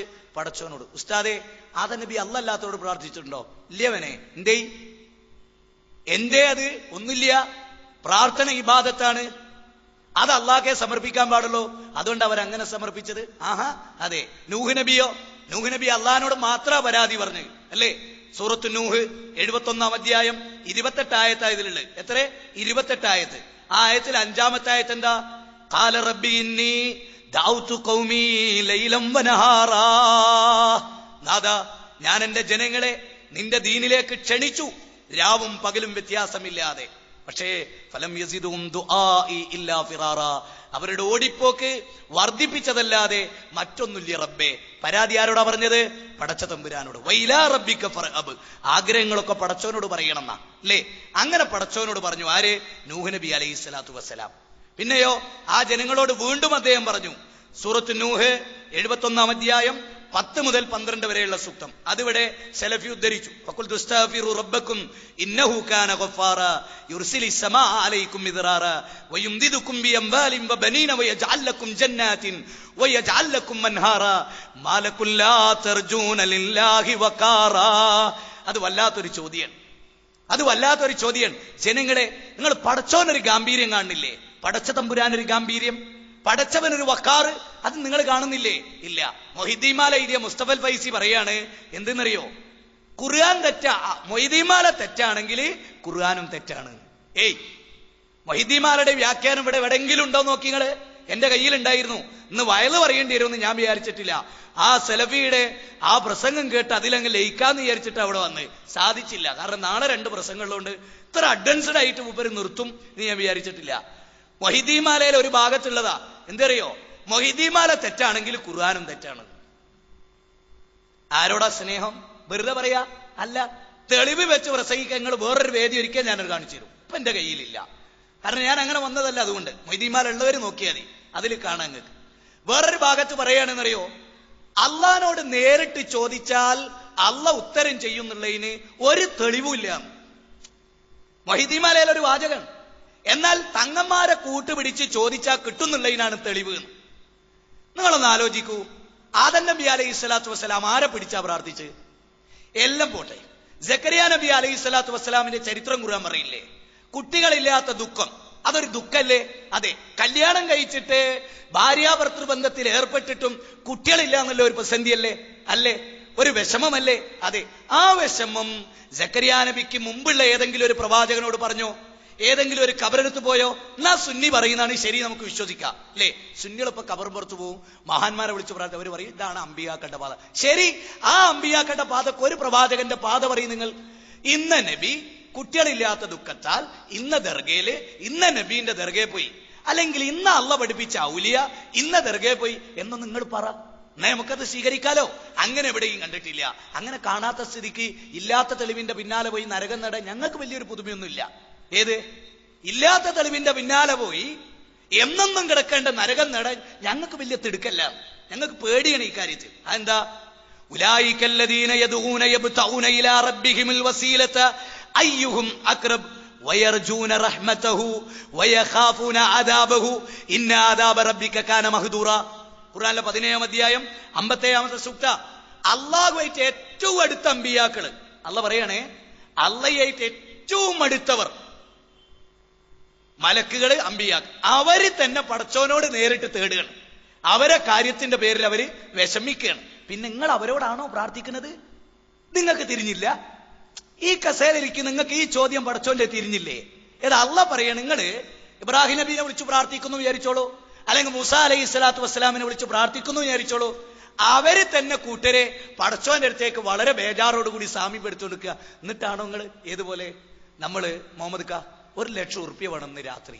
അപ്പൊ മുഹമ്മദ് കറിയ അഷ്റഫേ പൊന്നാര മോനെ എന്ന് 10 ഉറുപ്പ്യക്ക് വേണ്ടി ഞാൻ കിടന്ന് പെട്ടൊരു പാട് എന്ന് പറഞ്ഞാൽ 1,00,000 അയാൾ തരുന്ന അല്ല, 10 ഉറുപ്പ്യ അയാൾക്ക് കിട്ടാൻ തന്നെ അയാൾ വലിയ കഷ്ടപ്പാടില്ല. അമ്പിയാക്കളെ അടുത്ത് എന്നോക്കും, അമ്പിയാക്കളെ മക്കളെ എന്റെ കാര്യം തന്നെ വലിയ കഷ്ടാ, ഞങ്ങൾ എന്നെ പടച്ചോലിലേക്ക് എങ്ങനെ ചെന്ന് എത്തണത് എന്ന് ചിന്തിക്കുമ്പോൾ നിങ്ങൾ ഞങ്ങളെ പിടിക്കണത്. ഇത് നിങ്ങൾക്ക് തിരിഞ്ഞില്ലേ? എന്നാ മുജാഹിദ് പ്രസ്ഥാനം പിരിച്ചു വിടുക. ഈ പറഞ്ഞോ നിങ്ങൾക്ക് തിരിഞ്ഞില്ല? ഇനി ഒന്നുകൂടെ നിങ്ങൾ ചിന്തിച്ചോളി. ഈ സക്കരിയ നബി മറിയം ബീവി റളിയല്ലാഹു തആല മിഹ്റാബില്, എവിടെ? പള്ളിയിലെ മിഹ്റാബിലോ? അത് ബാലുശ്ശേരിക്ക് തെറ്റിയതാ? അല്ല, അള്ളാഹ് ഖുർആനിൽ പറയുന്ന പള്ളിയിലെ മിഹ്റാബില്. ആര്? മറിയം ബീവി റളിയല്ലാഹു തആല അൻഹ. ഖുർആനിലെ 3-ാം അധ്യായം സൂറത്ത് ആൽ ഇംറാൻ 37-ാമത്തെ സൂക്തം. ആ മിഹ്റാബില് സക്കരിയ നബി വരുമ്പോ മറിയം ബീവിന്റെ അടുത്ത് ഭക്ഷണം ഉണ്ടാവും, എന്തെങ്കിലുമൊക്കെ ഭക്ഷണം. അപ്പൊ സക്കരിയ ചോദിച്ചു, എവിടുന്ന് കിട്ടിയത്? മറിയേ, എവിടുന്ന കിട്ടിയത്? അപ്പൊ മറിയം ബീവി പറയും, ഇത് പടച്ചോൻ ഇറക്കി തന്നാണ്, കറാമത്താണ്. നിങ്ങൾ കണ്ടോ? ആകാശത്തുനിന്ന് ഭക്ഷണം ഇറക്കിക്കൊടുത്ത് കണ്ടു. എന്നിട്ട് സക്കരിയ നബി ചോദിച്ചോ? മറിയം ബീവിക്ക് അള്ളാഹു കൊടുത്ത കറാമത്ത് അക്കഴിവുകൊണ്ട് ചോദിക്കാന്നുള്ളതാണ് ശരിയെങ്കിൽ, ഇത് കണ്ണുകൊണ്ട് കണ്ട പോട്ടെ. നമ്മുടെ ഈ പെരുമ്പാവൂര് ഒരു സുന്നി പള്ളിയില് നാളെ രാവിലെ ഒരു മറിയം ബീവി എന്നിട്ടൊരു പെണ്ണ് പ്രത്യക്ഷപ്പെടുക എന്ന് വിചാരിച്ചോളൂ. പള്ളിയിലെ മീറാബിൽ ഉസ്താദ് വരുമ്പോ ഇങ്ങനെ ഇരിക്കുന്നു. പെമ്പർന്നോളെ എന്താ അവിടെ മിണ്ടിപ്പത്? ഞാൻ അള്ളാന്റെ വലിയ ആകാശത്തുനിന്ന് ഭക്ഷണം ഇറക്കുന്നുണ്ട്. അങ്ങനെ നോക്കുമ്പോ ആകാശത്തുനിന്ന് ഭക്ഷണം ഇങ്ങനെ ഇറങ്ങി വരിക. ഇത് കണ്ട മുസ്ലിയാർ പിന്നെ പടച്ചോനെ മറക്കുവോ ഇപ്പൊ അടുപ്പിനെ ആരാധിക്കുവോ? നിങ്ങൾ ചിന്തിക്കും. ഉടനെ തന്നെ മറിയം ബീവിയെ രക്ഷിക്കണേന്ന്, ഇത് മറിയം ബീവി ആണെങ്കിൽ അവരോട് പ്രാർത്ഥിക്കും. പക്ഷെ ഇത് കണ്ട സക്കരിയ നബി മറിയം ബീവിക്ക് അള്ളാഹു കൊടുത്ത കഴിവായതുകൊണ്ട് ആ കഴിവിന്റെ ഉടമ പടച്ചോനാണ്, അതുകൊണ്ട് പടച്ചോനോടാണ് ചോദിക്കേണ്ടതെന്നാണോ മനസ്സിലാക്കിയത്? അല്ല, അള്ളാഹു കൊടുത്ത കഴിവായതുകൊണ്ട് മറിയം ബീവിനോട് ചോദിക്കാന്നാണോ? അല്ല. എന്താ രസം എന്നറിയങ്ങള്? ഈ ആയത്തിന്റെ തൊട്ട് താഴെ 3-ാം അധ്യായത്തിലെ 38 പിന്നത് കണ്ട ഉടനെ സക്കരിയ നബി എന്ത് മനസ്സിലാക്കിയെന്നറിയോ? മറിയം ബീവിക്ക് ആകാശത്തുനിന്ന് ഭക്ഷണം ഇറക്കി കൊടുത്തത് പടച്ചോനാണെങ്കിൽ കുട്ടികളില്ലാത്ത എനിക്ക് കുട്ടികളെ തരാനും പടച്ചോനെ കഴിയൂ. അതുകൊണ്ട് ഉടനെ അദ്ദേഹം അവിടെ നിന്നൊരൊറ്റ പ്രാർത്ഥനയാ, ഹുനാലിക ദാ സക്കരിയ റബ്ബഹു ഖാല റബ്ബി ഹബിലി മിൻ ലദുൻക ദുർരിയതൻ ത്വയ്യിബതൻ ഇന്നക അൻതസ് സമീഉദ് ദുആ. അവിടെ വെച്ച് തന്നെ സക്കരിയ നബി അലൈഹി സ്വലാത്തു വസ്സലാം പ്രാർത്ഥിച്ചു റബ്ബഹു, തന്റെ റബ്ബിനോട്, റബ്ബേ എനിക്ക് കുട്ടികളില്ല പടച്ചോനെ, കുട്ടികളെ തരണേ. ചിന്തിക്കീൻ, ഇതൊരു പ്രതിസന്ധി ഘട്ടല്ലേ? ഈ ഘട്ടത്തിൽ എന്തേ സക്കരിയ നബി അതിനു മുമ്പ് കഴിഞ്ഞു പോയൊരു നബീനെ വിളിച്ച് പ്രാർത്ഥിക്കാത്തത്? അങ്ങനെ ഒരു കീഴ്വഴക്ക് ഇസ്ലാമിലില്ല. അത് 922 ശേഷം ഷെയ്ഖുന കാന്തപുരം എന്ന് പറഞ്ഞിട്ട് ഒരു മനുഷ്യൻ ജനിച്ചതിന് ശേഷം ഭൂമി ലോകത്തുണ്ടായ വാദാണെന്ത്? 2 പ്രാർത്ഥന ഉണ്ട് എന്നുള്ള വാദം. അതിനുമുമ്പ് ലോക മുസ്ലിമീങ്ങൾ ആരും ഉദ്ധരിച്ചിട്ടില്ല. അത് നിങ്ങൾക്ക് മനസ്സിലാകണമെങ്കിൽ സമസ്തയുടെ സ്ഥാപക നേതാവായിരുന്നു റഷീദുദ്ദീൻ മൂസ മുസ്ലിയാര്. അദ്ദേഹത്തിന് അൽ ഖൗലു സദീദ് എന്ന് പറഞ്ഞിട്ടൊരു ബുക്ക് ഉണ്ട്. അതിന്റെ 100-ാമത്തെ പേജിൽ അദ്ദേഹം പറയാണ്, ലോകത്തിന്നേ വരെ ഒരൊറ്റ മുസ്ലിമും അമ്പിയാക്കളോട് പ്രാർത്ഥിക്കാം, ഔലിയാക്കളോട് പ്രാർത്ഥിക്കാം എന്ന് വാദിക്കുന്നില്ല. അങ്ങനെ ഒരു മുസ്ലിം പറഞ്ഞതായി കേൾക്കുവാനോ അറിയുവാനോ ഇടവന്നിട്ടേല്ല. പിന്നെ എപ്പോഴതുണ്ടായത്? ഇതുണ്ടായത് ഈ അടുത്ത കാലത്താണ്. നമ്മളൊക്കെ പറയല്ലേ ഞങ്ങൾ അഹ്ലു സുന്നത്തി വൽ ജമാഅത്ത്. ഞാൻ നിങ്ങളോട് ചോദിക്കട്ടെ, ഞാൻ വളരെ വിനീതമായി ചോദിക്കട്ടെ, ഇബ്രാഹിം നബി അലൈഹി സ്വലാത്തു വസ്സലാമിന്റെ ചരിത്രം ഓർക്കുന്നൊരു ഘട്ടല്ലേ ഇത്? ഈ ഇബ്രാഹിം നബി അലൈഹി സ്വലാത്തു വസ്സലാമിനെ ഓർത്തിട്ട് നമ്മൾ ഹജ്ജിന് പോയി ആ സഫാ മർവ കുന്നില് നമ്മൾ ഓടണില്ലേ? എപ്പോഴെങ്കിലും ചിന്തിച്ചിട്ടുണ്ടോ ആ കറുത്ത മുത്ത് എന്തിനായിരുന്നു ഈ സഫേലും മർവയിലും ഓടിയതെന്ന്? എപ്പോഴെങ്കിലും അവിടെ ആരാ ഓടിയത്? ഇബ്രാഹിം നബിയുടെ ആദ്യ ഭാര്യ അല്ല, അടിമയായിരുന്ന ഹാജറ ബീവി. ഹാജറ ബീവി എന്തിനാ ഓടിയത്? മകൻ ഇസ്മായിലിനെ ആ മരുഭൂമിയിൽ കൊണ്ടുപോയി ഉപേക്ഷിച്ച് അള്ളാന്റെ കൽപ്പന പ്രകാരം അവിടെ ആക്കി തിരിച്ചു പോരുമ്പോ ഈ പിഞ്ചു പൈതലിന് വെള്ളം കിട്ടാതെ. ആരാ ഈ പൈതല്? ഇസ്മായിൽ നബി അലൈഹി സ്വലാത്തു വസ്സലാം. ഈ പൈതലിനെ എങ്ങനെ അവർക്ക് കിട്ടിയത്? പടച്ചോനോട് ഇബ്രാഹിം നബി പ്രാർത്ഥിച്ചിട്ട് ലേ പടച്ചോനോട് ഇബ്രാഹിം നബി പ്രാർത്ഥിച്ചിട്ട് ലേ. അതുകൊണ്ടല്ലേ ആ സഫായിലും മർവായിലും ഓടേണ്ടി വന്നത് അല്ലേ? ദർഗെ പോയിട്ടാ? നിങ്ങൾ ചിന്തിക്കും. ഞാൻ വളരെ ലളിതമായി സംസാരിക്കുന്നു, നിങ്ങൾ ചിന്തിക്കും. ആണോ? അല്ല. എന്താണ് ഇബ്രാഹിം നബി അലൈഹി സ്വലാത്തു വസ്സലാം പ്രാർത്ഥിച്ചത്? റബ്ബി ഹബിലി മിനസ് സ്വാലിഹീൻ, നാദാ സാലിഹായ ഒരു സന്താനത്തെ തരണം, സാലിഹ്യങ്ങളായ സന്താനത്തെ തരണം. ഖുർആനിലെ 37-ാം അധ്യായം സൂറത്ത് സാഫാത്ത് 99-100 ആയത്ത്. എന്നാ നിങ്ങൾ ഇതുപോലെ ഖുർആനിലെ 10-ാം അധ്യായം 18-ാമത്തെ ആയത്ത് ആദം നബി മൊയ്തീൻ ശൈഖിനെ വിളിച്ചു പ്രാർത്ഥിച്ചു, ഒരു തെളിവ് ധരിക്കുന്നത്. അല്ലെങ്കിൽ ഇന്ന സഹാബി ഇന്ന നബിയെ വിളിച്ചു പ്രാർത്ഥിച്ചു എന്നൊരു തെളിവ് ഖുർആനിന് അതില്ലാന്ന് ഞങ്ങൾ പറയുന്നത്. മഅല്ലാഹി ഇലാഹൻ ആഖറ ലാ ബുർഹാന ലഹു ബിഹി, അല്ലാത്തോലെ വിളിച്ചു പ്രാർത്ഥിക്കാൻ അവർക്കൊരു തെളിവില്ല. ആരാ പറയണത്? കേന്നമ്മ അല്ല, അള്ളാഹ് ഖുർആനിൽ പറയാണ്.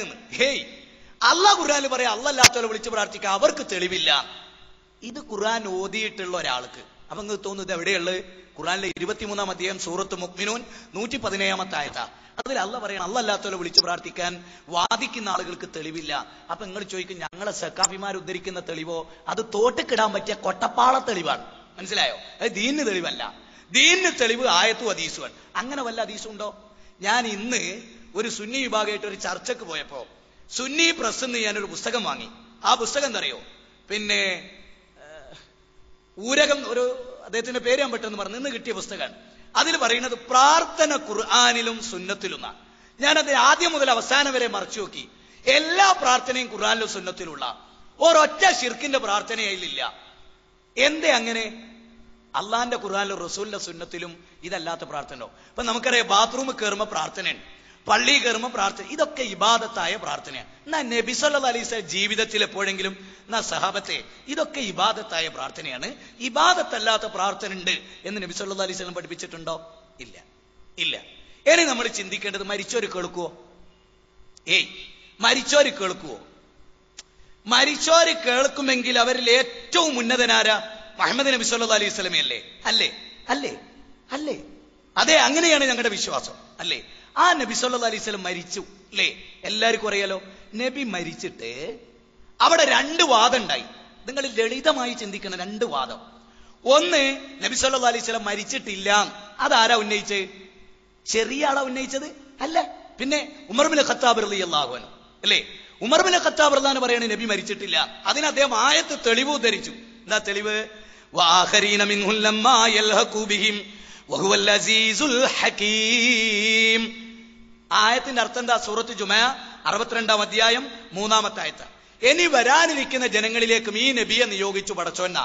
അപ്പൊ ഉമർ ഇബ്നു ഖത്താബ് റളിയല്ലാഹു അൻഹു മനസ്സിലാക്കി എന്തറിയോ? അതിന്റെ ഭാഷാർത്ഥം മനസ്സിലാക്കി, ആന്തരിക അർത്ഥം മനസ്സിലാക്കിയില്ല. അദ്ദേഹം മനസ്സിലാക്കി ലോകാവസാനം വരെ നബി ജീവിച്ചിരിക്കും, ഓർക്കൊക്കെ നബി മാതൃക കാണിക്കുന്ന. അതല്ല ഇതിന്റെ അർത്ഥം. ലോകാവസാനം വരെ വരുന്ന ജനങ്ങൾക്ക് മാതൃക കാണിച്ചുകൊണ്ടാണ് നബി മരിച്ചു എന്നാണ് ആയത്തിന്റെ പൊരുള്. അത് ഉമർ ഇബ്നു ഖത്താബ് റളിയല്ലാഹു അൻഹു പെട്ടെന്ന് മനസ്സിലായില്ല. അത് പറഞ്ഞ് അദ്ദേഹം പറഞ്ഞു, നബി മരിച്ചു എന്ന് പറഞ്ഞാൽ അവന്റെ തല ഞാൻ അരിയും എന്ന് പറഞ്ഞിട്ടാണ് അദ്ദേഹം വാളൂരി നിൽക്കുന്നത്. സഹാബത്താകെ പരിഭ്രാന്തരാണ്. അബൂബക്കർ സിദ്ദീഖ് റളിയല്ലാഹു അൻഹു അവിടെ ഇല്ല. ഈ രംഗം മനസ്സിലാക്കി അദ്ദേഹം ഓടി വന്ന് പറഞ്ഞു, ഉമർ അടങ്ങിയിരിക്കൂ, ഉമർ ശാന്തമാകൂ ഉമർ. പക്ഷെ അദ്ദേഹം അത് കേട്ടില്ല. അങ്ങും ഇങ്ങും അദ്ദേഹം പുലിയെപ്പോലെ നടന്നു. ഈ ഘട്ടത്തിൽ നമ്മൾ ആലോചിക്കണം വളരെ പ്രധാനമായ ഒരു പോയിന്റ്. അബൂബക്കർ സിദ്ദീഖ് റളിയല്ലാഹു അൻഹു അവിടെ എഴുന്നേറ്റ് നിന്നു. എന്നിട്ട് പറഞ്ഞു, ആരെങ്കിലും മുഹമ്മദ് നബിയെയാണ് ആരാധിക്കുന്നതെങ്കിൽ ഖദ് മാത, അദ്ദേഹം മരിച്ചിരിക്കുന്നു. നോക്കൂ, അദ്ദേഹം മരിച്ചിരിക്കുന്നു. ആരെങ്കിലും അള്ളാഹുവിനെയാണ് ആരാധിക്കുന്നതെങ്കിൽ അവനൊന്നും ജീവിച്ചിരിക്കുന്നവനാ എന്നൊരു സൂറത്ത് ആൽ ഇംറാനിലെ 144-ാമത്തെ ആയത്തും മറ്റൊരധ്യായത്തിലെ പ്രവാചകരെ താങ്കളും മരിക്കും, താങ്കൾക്ക് ശേഷമുള്ള മറ്റ് അമ്പിയാക്കളും മരിച്ചിട്ടുണ്ട് എന്ന ആയത്ത് അബൂബക്കർ സിദ്ദീഖ് റളിയല്ലാഹു അൻഹു ഓതിക്കൊടുത്തപ്പോഴാണ് ഉമർ ഇബ്നു ഖത്താബ് റളിയല്ലാഹു അൻഹു എന്ത് മനസ്സിലാക്കിയത്? മരിച്ചു. ഇനി കൂട്ടരെ, ലളിതമായി വളരെ വിനീതമായി, നബി സല്ലല്ലാഹു അലൈഹി വസല്ലം മരണവും ജീവിതവും ഒരേപോലെയാണെങ്കിൽ മരിച്ചിട്ടുള്ളതിനേക്കാൾ സ്ട്രോങ് കൂടും, അല്ലെ ജീവിച്ചിരിക്കുന്നതിനേക്കാൾ സ്ട്രോങ് കൂടും മരിച്ചിട്ടാണെങ്കിൽ ഉമർ ഇബ്നു ഖത്താബ് റളിയല്ലാഹു അൻഹു എന്തിനാ വാള് ഊരണ്ട്? മരണവും ജീവിതവും തുല്യാണെന്ന് പറഞ്ഞാൽ പോരെ? വിഷമിക്കണോ? കരയണോ? നബി മരിച്ചിട്ട് അവർ കരഞ്ഞില്ലേ? ഇല്ലേ? നിങ്ങൾ ആലോചിച്ച് നോക്കൂ. ഇനി അതൊക്കെ പോകട്ടെ, നബി സല്ലല്ലാഹു അലൈഹി വസല്ലമയുടെ മയ്യത്ത് കബറടക്കുന്നതിന് മുമ്പ് അവിടെ ചില പ്രശ്നം ഉണ്ടായോ? ഉമർ ഇബ്നു ഖത്താബ് റളിയല്ലാഹു അൻഹു, അബൂബക്കർ സിദ്ദീഖ് റളിയല്ലാഹു അൻഹു പ്രശ്നം ഉണ്ടായോ? അബൂബക്കർ സിദ്ദീഖ് റളിയല്ലാഹു അൻഹു നബി ഉണ്ടായിരിക്കെ പ്രസംഗിക്കുവോ? ഇനി നബിക്ക് സംസാരിക്കാൻ കഴിയുമായിരുന്നെങ്കിൽ ആ വിഷയത്തിൽ നബിയെ താങ്കൾ മരിച്ചിട്ടുണ്ടോ ഇല്ലേ എന്നുള്ളത് നബീനോട് ചോദിച്ചാൽ പോരെ അവർക്ക്? ഉമർ ഇബ്നു ഖത്താബ് റളിയല്ലാഹു അൻഹു വാളവും കണ്ടുണ്ടോ? നിങ്ങൾ ചിന്തിക്കിൻ, നന്നായിട്ട് ആലോചിക്കിൻ. പക്ഷെ നബി മരിച്ചു എന്ന് അവർക്ക് ഉറപ്പായി. മരിച്ചതിന് ശേഷം ഈ വിഷയം ക്ലിയർ ചെയ്യണമെങ്കിൽ വേറൊരാൾ വരണം. ഏതുപോലെ? ഇതാ കിട്ടുകളി, നിങ്ങൾ കേട്ടോളി. EK അസം മുസ്ലിയാർ മരിച്ചു. അതിനുശേഷം അതുപോലെ അണ്ടോണ ഉസ്താദ് മരിച്ചു. പതി അബ്ദുൽ ഖാദർ മുസ്ലിയാർ മരിച്ചു. അത് മരിച്ചിട്ട് പിന്നെന്തേ മുജാഹിദുകളായിട്ട് സംവാദം നടത്താൻ അവരെ കൊണ്ടുവരാത്ത? അവർ മരിച്ചു ചെയ്തുകൊണ്ട്. അതിനുശേഷമല്ലേ ഈ സുലൈമാൻ സക്കാഫിയും പേരോടും ഒക്കെ വന്നത്? എന്താ നിങ്ങളെക്കാൾ ഇവരെക്കാളൊക്കെ സ്ട്രോങ് ഉള്ള പണ്ഡിതന്മാരല്ലേ അവര്? അവരെ മരണവും ജീവിതവും തുല്യാണ്. നമുക്ക് അവരെ കബറുമ്പുറത്ത് വെച്ചിട്ട് വാദപ്രതിവാദം നടത്താം. ഞങ്ങൾ പറയുന്ന വാദത്തെ അവർ ഖണ്ഡിക്കട്ടെ. നടക്കുവോ? സാധിക്കുവോ? ഇല്ല. ഇതൊക്കെ പൊട്ടപ്പോയത്തം പറയല്ലേ. ഇനി അതൊക്കെ പോകട്ടെ. നബി സല്ലല്ലാഹു അലൈഹി വസല്ലം മരിച്ച് പിന്നെ കബറടക്കുന്നതിന് മുമ്പ് വേറൊരു പ്രശ്നം കൂടി ഉണ്ടായി. ആരാണ് അമീറാക്കേണ്ടത്? ആരെയാണ് അമീറാക്കേണ്ടത്? അൻസാരികളിലാലെ ബഹളം ഉണ്ടാക്കി പ്രശ്നം ഉണ്ടാക്കും തോന്നിയപ്പോ അബൂബക്കർ സിദ്ദീഖ് റളിയല്ലാഹു അൻഹു ഇടപെട്ട് ആ പ്രശ്നം സോൾവ് ചെയ്തു. അബൂബക്കർ സിദ്ദീഖ് റളിയല്ലാഹു അൻഹു. എന്നാലേ നിങ്ങൾ വിചാരിച്ചു നോക്കൂ, നബിയുടെ മരണവും ജീവിതവും തുല്യാണെങ്കിൽ അബൂബക്കർ സിദ്ദീഖ് റളിയല്ലാഹു അൻഹു എന്ന ഏറ്റവും വലിയ ഔലിയ, അമ്പിയാക്കളെ ഏറ്റവും വലിയ അമ്പിയ നബി സല്ലല്ലാഹു അലൈഹി വസല്ലമയോട് ചോദിച്ചൂടെ, നബിയെ ഞങ്ങളിൽ ആരാവുണ്ട് അങ്ങൊന്നൊന്നും ഒഴിഞ്ഞാലും? നമ്മളെ പ്രചരണത്തിൽ എന്താ കബറിനുള്ളിൽ കൂടി കൈയിട്ട് ഇങ്ങോട്ട് കൊടുത്തുന്നാ, എന്നിട്ട് ആ നബിക്ക് കൊടുക്കാൻ കഴിഞ്ഞില്ലേ? നിങ്ങളൊന്ന് ആലോചിച്ചു നോക്കൂ. അപ്പൊ ഇതൊക്കെ തികഞ്ഞ അജ്ഞതയാകുന്നു എന്ന് നിങ്ങൾ മനസ്സിലാക്കണം. ഇത് നമ്മൾ പഠിക്കണം. മുജാഹിദ് പ്രസ്ഥാനം ലാ ഇലാഹ ഇല്ലല്ലാഹ് മുഹമ്മദുർ റസൂലുള്ളാഹ് എന്ന കലിമത്തു തൗഹീദ് ഉയർത്തിപ്പിടിച്ച് പറയുന്നതിന്റെ പൊരുളും അർത്ഥവും നിങ്ങൾ മനസ്സിലാക്കണം. ശരി, ഇനി നിങ്ങൾ ചിന്തിച്ചോളൂ. ഈ നബി സല്ലല്ലാഹു അലൈഹി വസല്ലമ ഈ ഖബർസ്ഥാനിൽ കിടന്നിട്ട് എന്റെ പ്രിയപ്പെട്ട സുഹൃത്തുക്കളെ, മുത്തു മുസൽമാനെ, കൽബ് തട്ടി ആലോചിച്ച് നോക്ക്. ഉമർ ഇബ്നുൽ ഖത്താബ് റളിയല്ലാഹു അൻഹു പള്ളിയിലേക്ക് സുബൈക്ക് വന്നിട്ട് ആ മിമ്പറിന്റെ അപ്പുറത്തൊരു ശത്രു ഇരുതല മൂർച്ചയുള്ള കടാരയിൽ വിശം പുരട്ടി ഉമർ ഇബ്നു ഖത്താബ് തന്നെ കൊല്ലാനിരിക്കുക എന്ന് പറഞ്ഞിട്ട് അതിന്റെ തൊട്ടടുത്ത് അന്ത്യവിശ്രമം കൊള്ളുന്ന മുഹമ്മദ് നബി പറയേണ്ട, ഉമറേ ഒന്ന് ശ്രദ്ധിക്കണ്ട ഉമറേ, കത്തി അത് വരുന്നട്ടോ എന്ന് പറഞ്ഞോ. ഒക്കെ പോട്ടെ, ഏതോ ഒരു മലക്കപ്പുറത്ത് യുദ്ധം ചെയ്യുമ്പോ ഓ സാരിയ എന്ന് ഉമർ ഇബ്നു ഖത്താബ് വിളിച്ചു. അത് മറിഞ്ഞ കാര്യമാണെന്നാണ് മുസ്ലിയാക്കന്മാർ പറയാം. കൂട്ടരെ, അവനാന്റെ ജീവൻ അപകടത്തിലായിട്ട് ഒരു കൈപ്പിടി അപ്പുറത്ത് ശത്രു വാളുമായിട്ട് ഇരുന്നിട്ട് അത് കാണാൻ കഴിയാത്ത മനുഷ്യനാണോ 1000 കിലോമീറ്റർ അപ്പുറത്തുള്ളത് കാണുന്നത്? അത് ലോകം കണ്ട ഏറ്റവും വലിയൊരു അമീറുൽ മുഅ്മിനീൻ. സ്വതന്ത്ര ഭാരതത്തിൽ ഞാൻ ഇഷ്ടപ്പെടുന്ന ഭരണം ഉമറിന്റെ ഭരണമാണെന്നാ ഗാന്ധിജി പോലും പറഞ്ഞിട്ടുള്ളത്. ആ ഉമർ ഇബ്നു ഖത്താബ് റളിയല്ലാഹു മരിക്കും പറഞ്ഞിട്ട് ഈ സഹാബത്തിന് ആർക്കും കുപ്പിക്കകത്തുള്ള വസ്തുവിനെ പോലെ അറിഞ്ഞില്ല. മാത്രമല്ല, വീട് വിട്ട് പുറത്തിറങ്ങുമ്പോ എന്റെ പ്രിയപ്പെട്ട മുസൽമാനെ, മുത്തു മുസൽമാനെ, മറിഞ്ഞ കാര്യം ഇത് അമ്പിയാക്കള് ഔലിയാക്കൾ എന്ന് പറഞ്ഞാൽ അള്ള കാണുന്ന പോലെ കാണുന്ന ആ CM സ്മരണികയുടെ പേജ് 32 SYSന്റെ പ്രസിദ്ധീകരണമാണത്. അതിൽ പറഞ്ഞു വെച്ചിരിക്കുന്നത് അള്ള കാണുന്ന പോലെ കാണും, അള്ള കേൾക്കുന്ന പോലെ കേൾക്കും, അള്ള അറിയുന്ന പോലെ അറിയും. വീട് വിട്ടിറങ്ങുമ്പോ ഒരു ശത്രു മീറാബിന്റെ ഉള്ളിൽ ഒളിച്ചിരിക്കുന്നത് എന്നുള്ളത് പടച്ചോൻ കണ്ടിട്ടില്ലേ? അല്ല, പടച്ചോനും കണ്ടിട്ടില്ല. അതുകൊണ്ടാ ഉമർ ഇബ്നു ഖത്താബ് റളിയല്ലാഹു അൻഹു കാണാഞ്ഞ് നിങ്ങൾ നാളെ പറയോ? നിങ്ങൾ പറയില്ല എന്നുള്ളതിന് ഒരു പ്രതീക്ഷ എന്നെ സംബന്ധിച്ചിടത്തോളം ഇല്ല. നിങ്ങൾ അതും പറയും, നാളെ നിങ്ങൾ പറയും മൊയ്തീൻ ഷെയ്ഖ് തന്നെയാണ് അല്ലാഹ്. നാളെ അല്ല, നിങ്ങൾ ഇന്ന് പറഞ്ഞു. വഹദത്ത് മാല വിശദീകരിച്ചിട്ട് അവിടെ പറയാ എന്തറിയോ? വഹദത്ത് മാല പറയാണ്, നിങ്ങൾ അള്ളാഹിനെ വിളിച്ചാൽ ഉത്തരം ചെയ്യുന്ന മൊയ്തീൻ ഷെയ്ഖാണ്, മൊയ്തീൻ ഷെയ്ഖിനെ വിളിച്ചാൽ ഉത്തരം ചെയ്യുന്ന അള്ളയാണ്. KVM ബന്താവൂരിന്റെ വഹദത്ത് മാല വ്യാഖ്യാനം 42ാമത്തെ പേജ് നോക്കിയാൽ അതിൽ പറയുന്നെന്തറിയോ? വല്ലേ നീലത്തീന്നും എന്നെ വിളിപ്പോർക്ക് വായുവിടാതു തീരം നൽകും ഞാനെന്നോവർ. എന്നിട്ട് അതിനെ വ്യാഖ്യാനിക്കുക, ലോകത്തിന്റെ ഏത് കോണിൽ നിന്ന് എന്നെ വിളിച്ചാലും അവന്റെ വായ വിടുന്നതിന് ഞാൻ ഉത്തരം ചെയ്യും. എന്നിട്ട് പറയാണ്, അള്ളാഹിനെ വിളിച്ചാൽ കേൾക്കണ മൊയ്തീൻ ഷെയ്ഖാണ്, മൊയ്തീൻ ഷെയ്ഖിനെ വിളിച്ചാൽ ഉത്തരം ചെയ്യണ അള്ളയാണ്, അള്ളാഹിനെ വിളിച്ചാൽ ഉത്തരം ചെയ്യണ മൊയ്തീൻ ഷെയ്ഖാണ്. പിന്നെ എന്ത് പ്രയാസം? ഇത്ര കഠോരമായ ശിർക്കാണ് ഇന്ന് ഈ ഭൂമിയിൽ നടക്കുന്നത് എന്ന് നിങ്ങൾ ശരിക്കും മനസ്സിലാക്കണം. ഞാൻ ദീർഘിപ്പിക്കില്ല, കാരണം സമ്മേളനത്തിൽ നാളെ എനിക്കും പങ്കെടുക്കാനുണ്ട്. എന്നോടൊന്ന് സംസാരിച്ചാൽ അടി കിട്ടുമെന്നാണ് ഞങ്ങളുടെ സംഘടനാ പ്രവർത്തകർ പറഞ്ഞത്. പക്ഷേ ഇവിടുത്തെ ഒരു നിർണായക ഘട്ടത്തിൽ ഇനി സംസാരിക്കണമെന്ന് തോന്നി. സലഫ് ഇത്ര പെട്ടെന്ന് അവസാനിപ്പിക്കുമെന്ന് ഞാനായിട്ട് വിചാരിച്ചതുമില്ല. അതിന്റെ ഖേദം തീർക്കാനാണ് ഞാൻ ഇവിടെ കയറിയുന്നത്. എന്റെ ബഹുമാന്യ സുഹൃത്തുക്കളോട്, പ്രിയപ്പെട്ടവരെ, ഇതുപോലുള്ള വേദികൾ നിങ്ങൾ ഒരുക്കി തന്നാൽ എത്ര മണിക്കൂറും അടുത്ത ഫെബ്രുവരി മുതൽ നമുക്ക് സംസാരിക്കാം. ഞാനിത് പറയുന്നത് എറണാകുളം ജില്ലന്റെ വിവിധ ഭാഗത്തിൽ ശിർക്ക് ചെയ്യുന്ന എത്രയോ മനുഷ്യന്മാരുണ്ട്. അവരൊന്ന് രക്ഷപ്പെട്ട് കാണാനാ. സത്യമായി അവർ ഈ ശിർക്കിന്ന് രക്ഷപ്പെടണം. ഇനി ഒന്നുകൂടെ നിങ്ങൾ ആലോചിച്ച് നോക്കൂ. അത് പറഞ്ഞുകൊണ്ട് ഞാൻ അവസാനിപ്പിക്കുകയാണ്. അള്ളാഹിനോട് പ്രാർത്ഥിച്ചതിന്റെ പേരിൽ അള്ളാഹ് ആരെങ്കിലും കുറ്റപ്പെടുത്തുമോ? അള്ളാഹ് ആരെങ്കിലും ശിക്ഷിക്കുമോ? ഇല്ല, നമുക്ക് ഉറപ്പാണ്. 2 ഗ്ലാസ്സിൽ പാല്, 1 ഗ്ലാസ്സിൽ ശുദ്ധ പാല്, 1 ഗ്ലാസ്സിൽ മായം ചേർത്തിട്ടുണ്ട്. ആളുകൾ പറയുന്നത് ഇതിൽ മായം ചേർത്താണ് കാക്ക, ഇത് ശുദ്ധ പാലാണെന്ന് പറഞ്ഞാൽ വിവരമുള്ള ശുദ്ധ പാലല്ലേ തിരഞ്ഞെടുക്കുക? ഇതൊരു ലളിത ചിന്തയല്ലേ? നിങ്ങൾ ആലോചിച്ച് നോക്കൂ. ഖുർആനിലെ എല്ലാ പ്രവാചകന്മാരും അള്ളാഹിനോടാ പ്രാർത്ഥിച്ചത്. അള്ളാഹിനോടെ പ്രാർത്ഥിക്കാവൂ നല്ല പറയുകയും ചെയ്തു.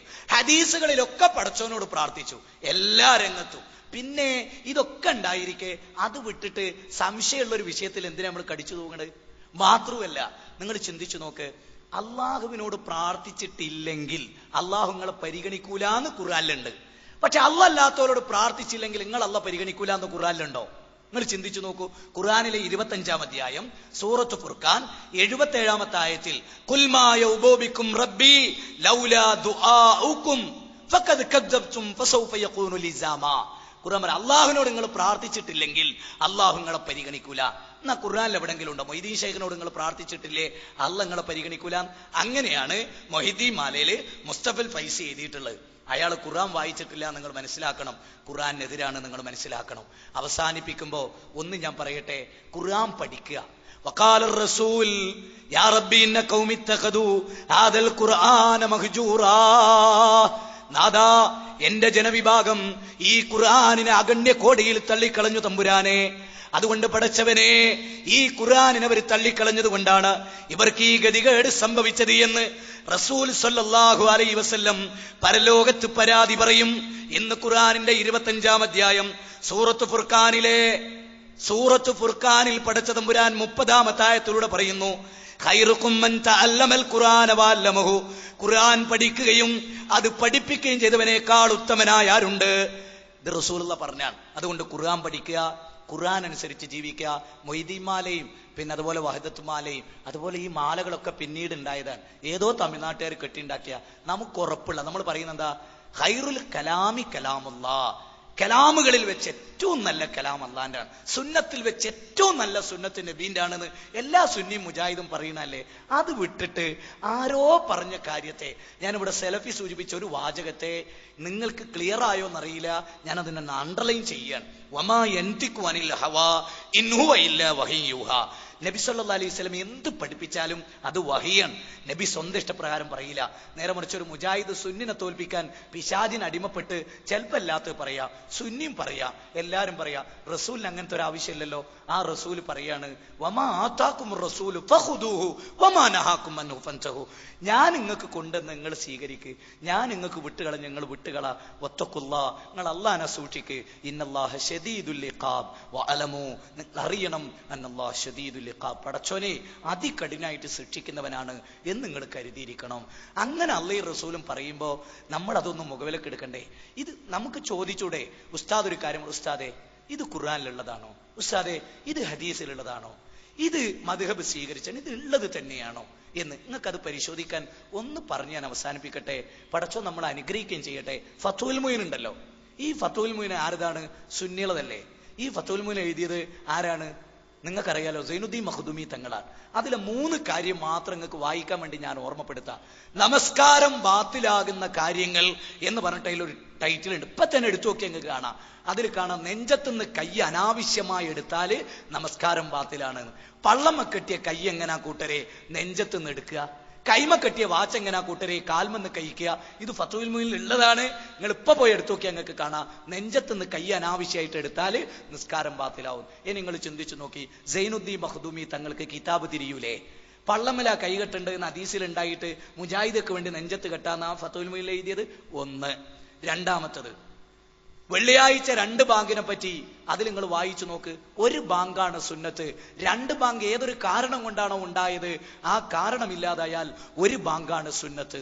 ഇമാം ഷാഫി റഹ്മത്തുള്ളാഹി അലൈഹി അൽ-ഉമ്മ് 2ാം വോള്യം 172 പേജിൽ പറയുന്നു, എനിക്ക് ഏറ്റവും ഇഷ്ടം നബി സല്ലല്ലാഹു അലൈഹി വസല്ലമയുടെ കാലത്ത് ഒറ്റ ബാങ്കാണ്. നബി 500 ഖുതുബ നടത്തിയിട്ട് സല്ലല്ലാഹു അലൈഹി വസല്ലമ ഒറ്റ ബാങ്കാണ് കൊടുത്തത്.